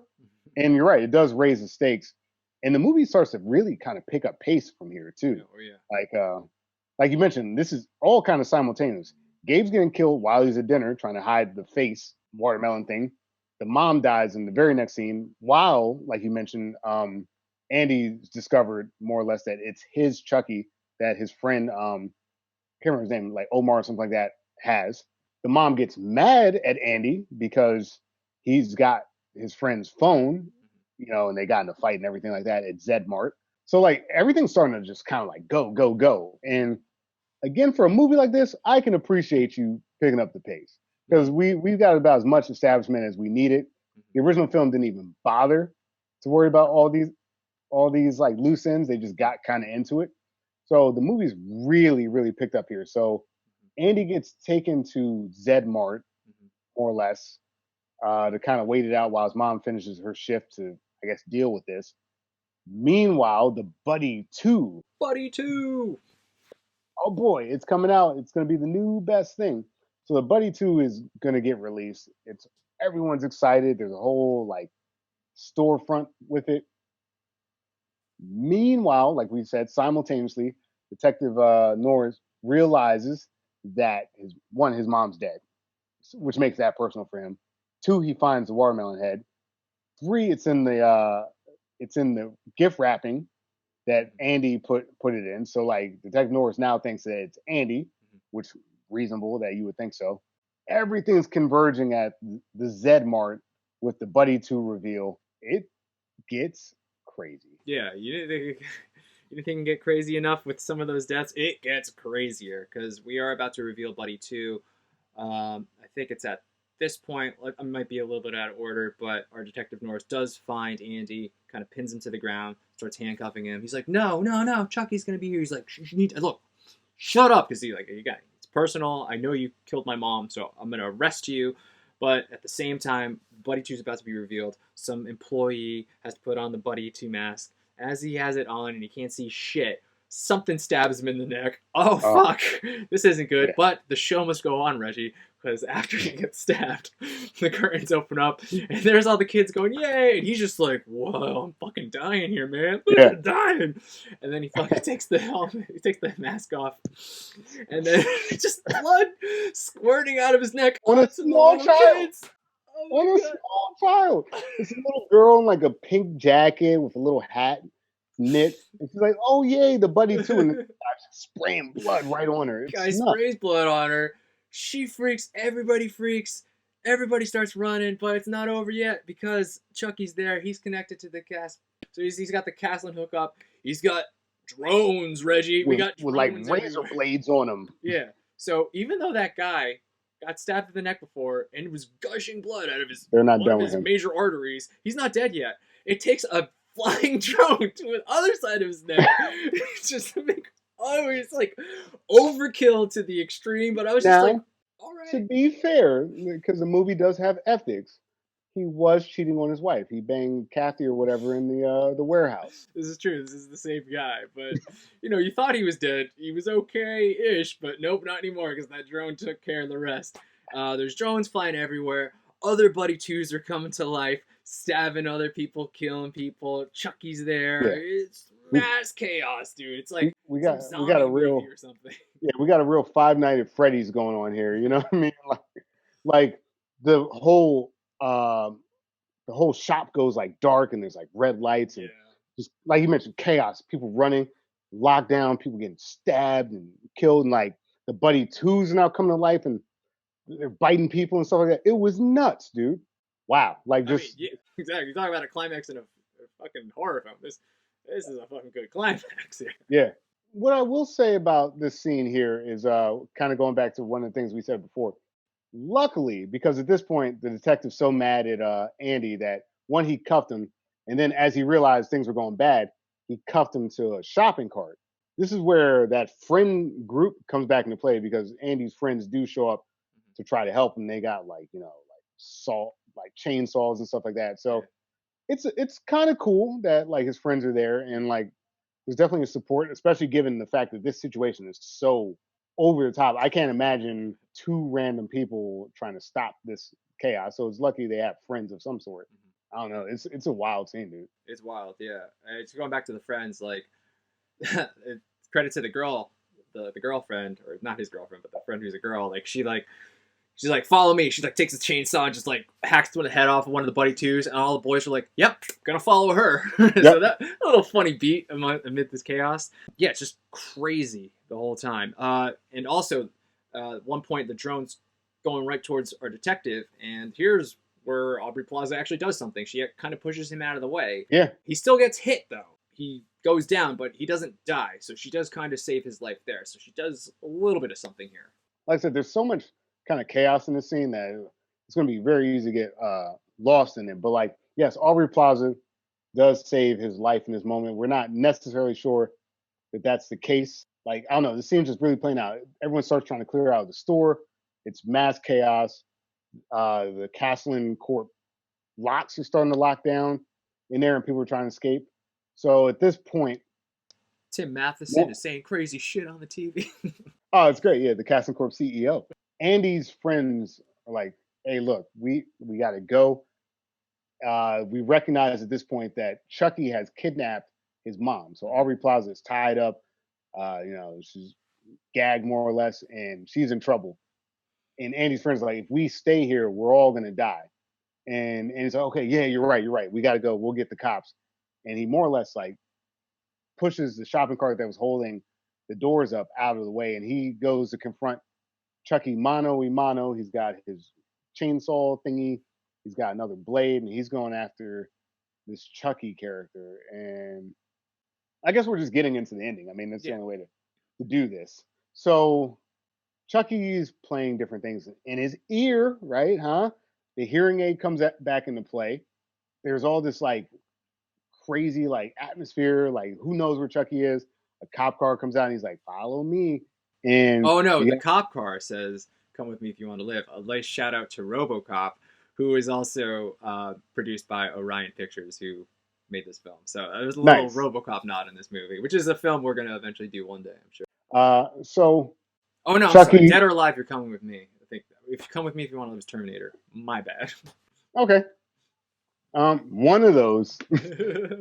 Then you got Aubrey Plaza there. She's tied up, and Chucky's like, yeah, they all want to take you away from me. I'm your only friend, blah, blah, blah. And you'll see once it's just me and you'll see. And they begin to more or less hang Aubrey Plaza. She's connected to, she's got a rope around her neck, and it's tied to like a forklift. And then the forklift slowly starts to raise up, so she starts to slowly hang as it goes up. Which is another dark sequence. The atmosphere gets very dark. Let's just put it that way. So Aubrey Plaza is literally being hanged. This kid's like fighting off like random shit. Eventually he's able to kind of free himself to try to free his mother, who's being hanged real time. Chucky jumps on him with the knife. They free Aubrey Plaza. They fight it out. The kid gets knocked out. The whole thing is nuts. Basically, the kid looks like he's down and out. And wouldn't you know it, the detective comes back, he shoots Chucky, and things start to kind of stabilize here. Wait. Why did he stop? He was about to stab Andy, but he didn't.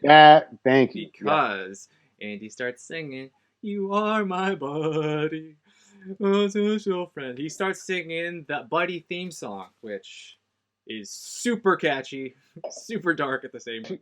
Give it a listen, folks. Absolutely, it's a great song. So catchy that the robot's like, wait a minute, why was I killing you? I want to sing this song. And as that happens, the detective, as Buddy's distracted, Chucky's distracted. The detective shoots Chucky. Chucky's shot. They think that they're kind of all clear. Something that we'll talk about in the original film too. They're not all clear. Takes a little bit more action. Eventually, they are able to, however the hell they stop the doll. Aubrey Plaza rips the head off of it. Stop Yeah, she screwing with goes my Mortal son. Kombat on fucking Chucky.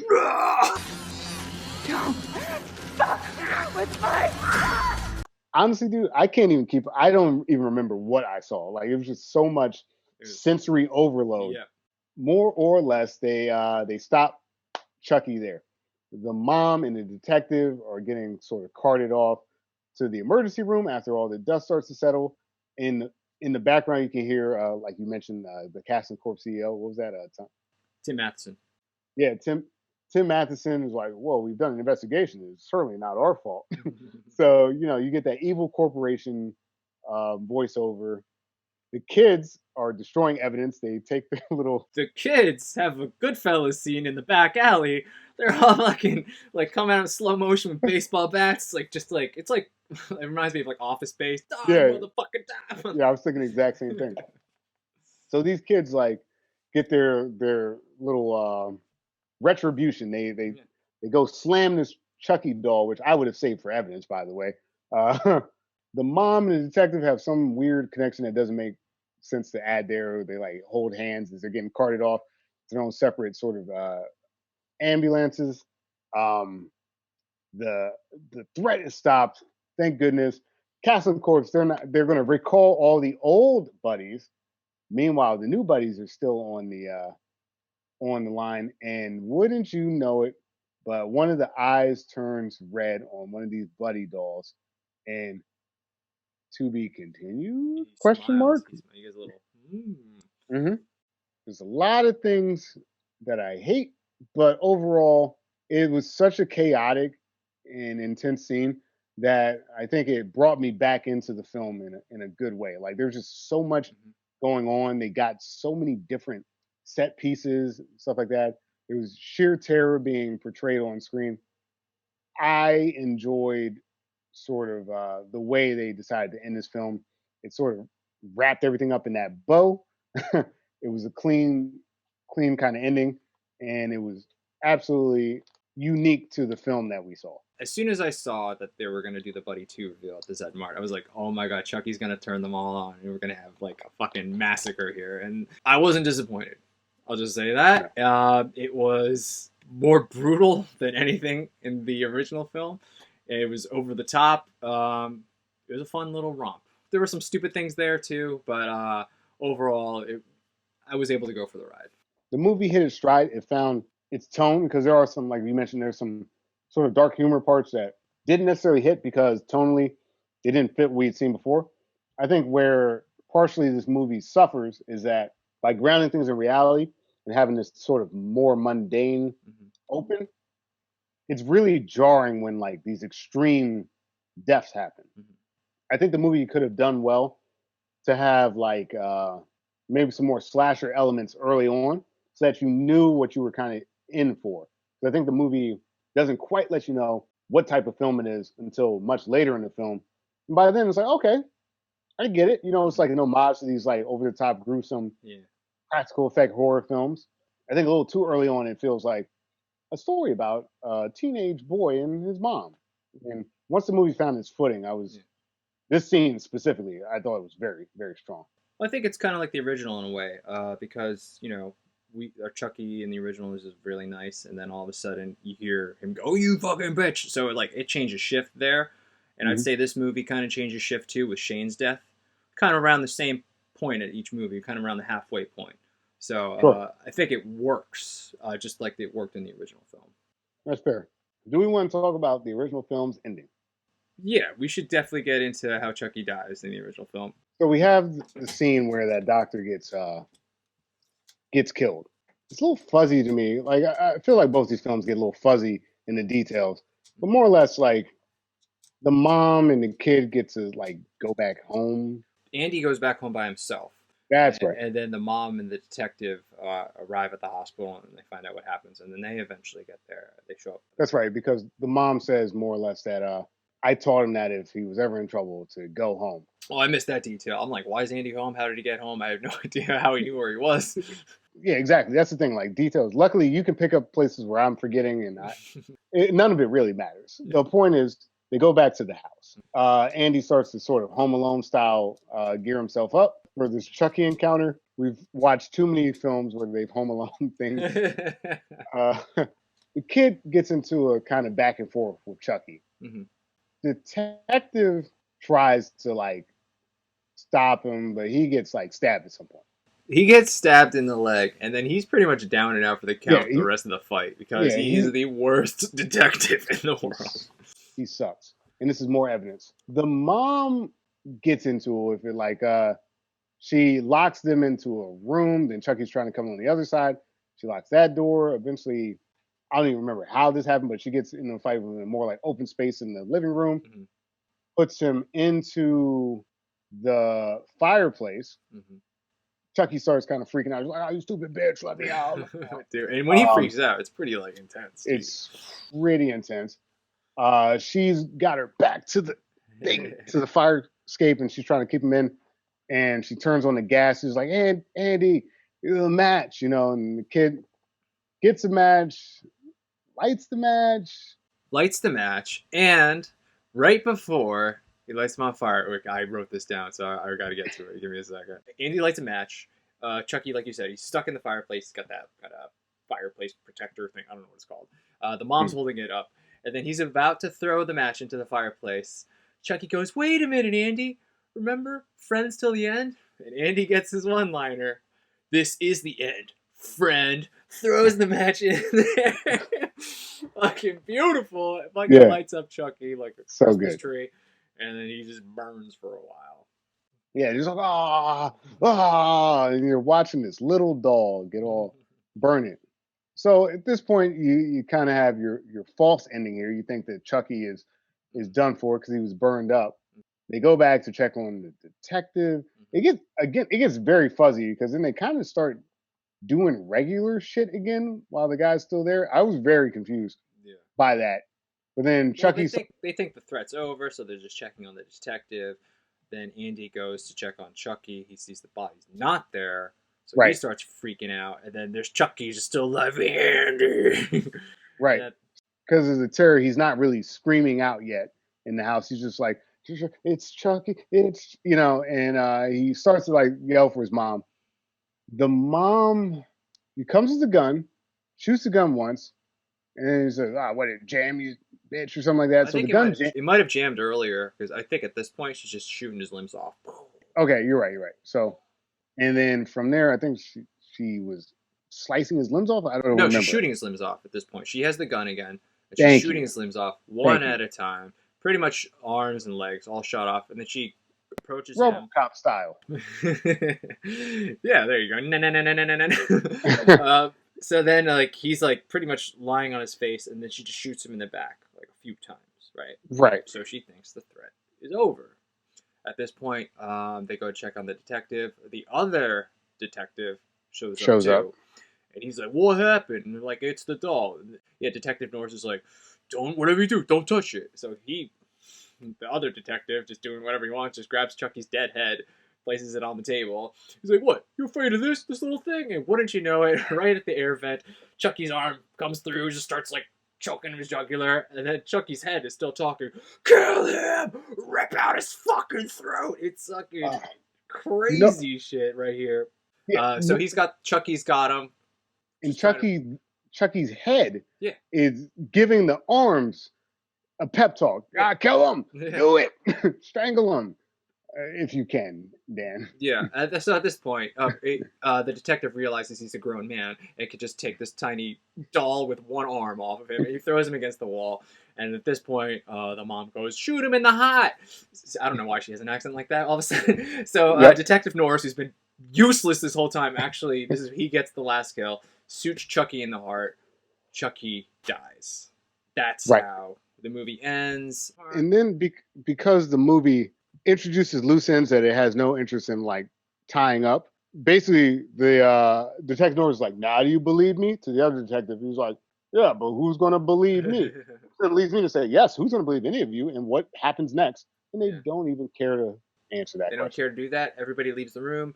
Andy leaves the room last, looks back, and on a freeze frame. So Yes. I had problems with that ending. I already mentioned this before. I didn't like that Detective Norris is the one to give the last shot. Didn't make sense too because the mom knew. She's the one that told him shoot him in the heart, and she herself didn't shoot him in the heart when she had the gun, and shot him Right. several times. Why didn't she just flip his dead body over and shoot him in the heart? It didn't make sense to me that we have to give the detective the final shot. I didn't like that. I think at least in the reboot, even though the detective gets a shot, the mom rips the head off. You know, she Yeah. does the like motherly instinct thing. She does all the heavy lifting, like from the beginning to the end. Yeah. She shows up. She shoots him the first time. The gun jams. She puts him in the fireplace. She lights a fire. She burns him up. Shoots him again, like 6 different times. Yeah. Shooting off his limbs. Yeah.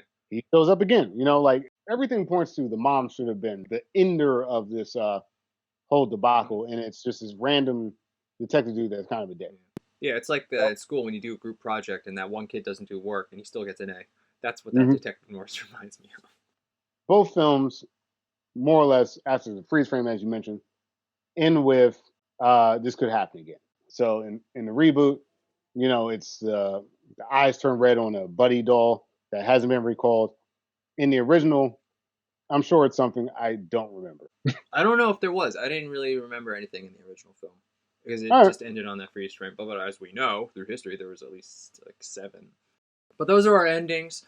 I gotta give the reboot some credit here. It did the murder sequences a lot better. Like I already mentioned, I did not like that Detective Norris got that final shot. The mom did all the heavy lifting, doesn't get the credit. And like we kind of discussed, it's just a little confusing because so much shit happens. Yeah, Into this, yeah. into this. It's like, how many ways can you try to kill this doll?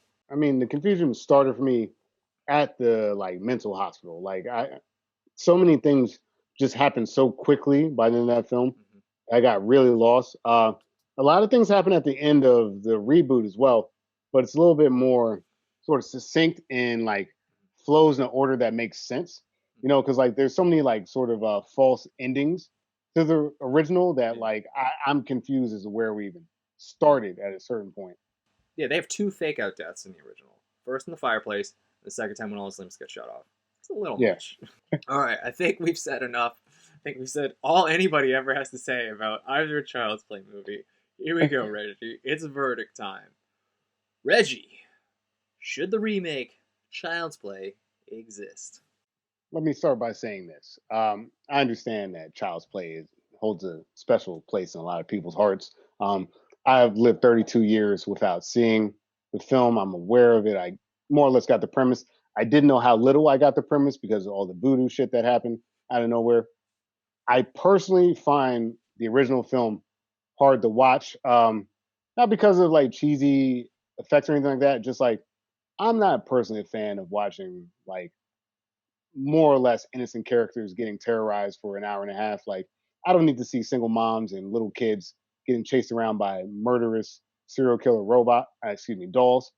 That was a struggle for me in the original. In the remake, there's more grounding. They ground into realism. They, they hit a lot of beats better. The deaths are cooler, I guess I would say. Like they're just more kind of like it reminds me of Saw a little bit. You know, these like Yeah. sort of set piece crazy deaths. Um, although here's the problem: even though it's realer, it's still based on very very dumbass premise. I think they were actually better off keeping a lot of the camp of the original. They get away from too much of the camp and like they make up for it in the deaths. You know what? No, here's my answer. This shouldn't exist, and here's why. Because the original subject matter wasn't worth revisiting. We revisited it, like you mentioned, 7 times already. I get it. I like Aubrey Plaza. I like what's his name, Mike Henry or whatever his name is. I thought the kid did a good job in the film.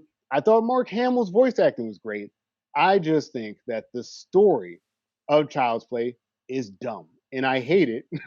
And I know a lot of people on the internet aren't going to like me after I say this, but I don't care because I didn't have fun watching either film. To be and no, this shouldn't exist. I'm done. Fair enough. I'm kind of with you. I didn't enjoy watching the original. I didn't really have a good time watching the remake. You know, I'm kind of like you. I'm not really a horror guy. I can watch horror. Uh, this particular genre, Child's Play, is definitely more of like the campy, ridiculous side.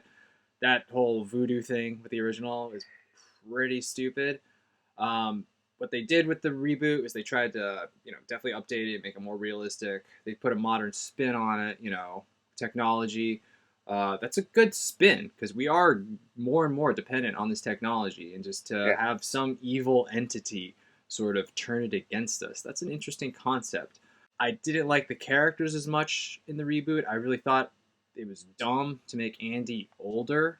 Like I said, this is not necessarily my genre, but after all is said and done, I think when it comes to Child's Play, it was good enough. So I'm actually going to go opposite of you, Reggie. I'm going to say, yeah, I guess it should exist because that voodoo stuff is dumb as hell. And just to keep going along that storyline, because they've made 7 of these Child's Play movies, and just to keep saying it's a guy trapped in a serial killer trapped in a doll's body through voodoo, kind of dumb. Giving it a new spin. That it's okay. It's an doll turned evil. It's pretty stupid. Simpsons did it in a Treehouse of Horrors, whatever. But okay, he's connected to the cloud. He's now going to use the technology against us. I thought the climax was enjoyable. I think I was kind of like you, that these are kind of like Saw-esque death scenes. So I was a little more into the movies during those points, but like everything else was kind of like blah for me. Even like Mark Hamill, like I thought he was okay. I didn't think he was really that great in this movie. But it's Child's Play. It's not really a great thing that we're taking from. So I was like, I thought I was being too harsh on it. It's good enough for fucking Child's Play. So I was like, all right, let it exist. If they do a sequel, do more shit with the technology. Why not? Not my cup of tea, but sure, it worked enough. Sure. And that's and I will acknowledge my own biases here, that like I just don't find the subject matter very entertaining. And just to continue my review here, this is actually a good movie. It's wrapped up in subject matter I just don't care about. Child's Play never gripped me. So if you like Child's Play, go see this because they updated it and they made it like work for 2019.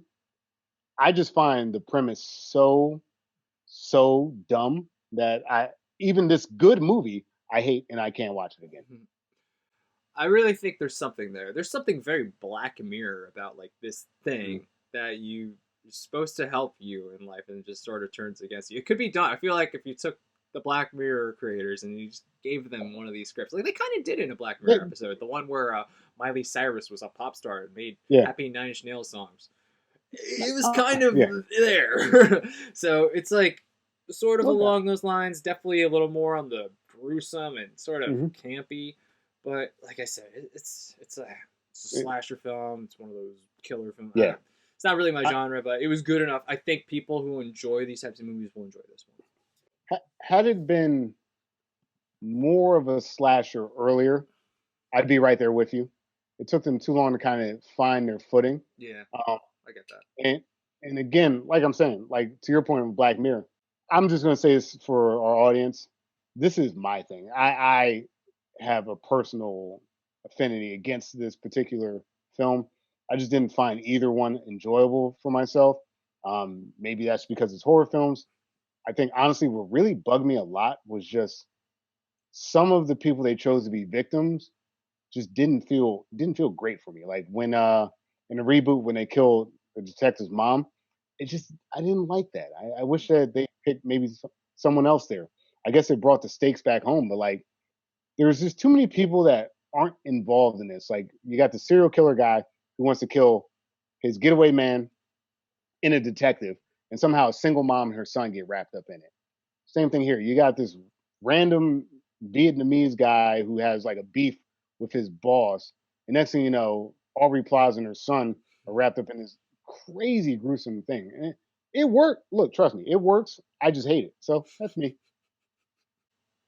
I mean, I'm not a fan either, but I'm sure there are people who like it, and that's kind of what I sort of base Fair my enough. decision on. If you like the original Child's Play, I think you'll like the take on that they did to this new Child's Play. Oh, but it's not a serial killer and a doll. I think that's a stupid premise. Yes. Stupid premise. Yes. If you like the Child's Play because of that, you're liking Child's Play for the wrong reasons. I think it's not really a dark comedy, but it does have dark comedy moments in the remake. So those kind of worked for me. But yeah, it's not necessarily my cup of tea, but good enough for the genre, I think. I mean, we got some good laughs talking about these movies, so I did. There's something there for us too, you know. That's true. Just because I hate just the original premise, as it were, doesn't mean that, like you mentioned, there's not something for somebody. But I got to go with my gut. If I was doing a full on review, I would tell you, I just don't like the subject matter personally. No, it is a stupid premise of a child's doll is a killer. They did it in the Twilight Zone. They did it in The Simpsons, and now they're doing it here. So it's not the greatest thing, but you know, a nice light movie. Yeah. In a way, because it's not really like serious subject matter. It's not gonna really happen. And somehow we've combined the runtime of both films to discuss it. So yeah, there must have been something there. That's what I'm saying. There was something there for us, and we were having fun talking about it. So good enough from me. It was good enough. And for me, but he's your buddy. Good enough, folks. Yep. From your pal Dan, it's good enough. It's free on Amazon Prime right now. Yeah, go check it out if you want to. All right, so what are we doing next time? All right, I got one. So I originally envisioned us doing this in person, but at this point, look, it's 2020, it's COVID, not likely. So why continue to suffer? I think that we are due for Ocean's 11. Ocean's 11. Okay. Dan Bulick, you son of a bitch. All right, great. So that was our episode. Let us know what you guys think. Who do you agree with? Do you agree with me or Reggie? Don't be afraid to hurt Reggie's feelings. He's a big boy. He can handle it. If you guys like the Child's Play franchise, if you hate it and you're like, Dan, what were you thinking? Feel free to rip me a new one. Yeah. You can find us in all the social medias at Retro versus Remake. If you, like I said, if you're on iTunes, please give us a 5 stars or a good review. That would really help us out a lot. I already know, Dan, that you have the majority here. I am the contrarian. I almost can guarantee you that most of our audience loves Child's Play. But all you weirdos that are right there with me, let's embrace. But definitely check out Retro versus Remake, Twitter, Instagram, YouTube, Facebook, Spotify, Google Play, iTunes. We're everywhere, making hot takes on some of your favorite remakes. Can we put that on the shirt? Hot takes on remakes? Yeah, hot takes on remakes. I like it. And my buddy just texted me yesterday that they're making Death Becomes Her remake, and we were just like, oh, yeah. so plenty of fuel for the fire. Totally. So within 3 months from now, there's going to be a Reggie action figure doll. You pull the string. You are my buddy. And then I say other phrases like hot takes for remakes. And yeah, so Retro versus Remake. There we go. Awesome. Hot takes for remakes. And with that, I am Dan Bulick. I'm Reggie Parker. This has been another episode of Retro versus Remake.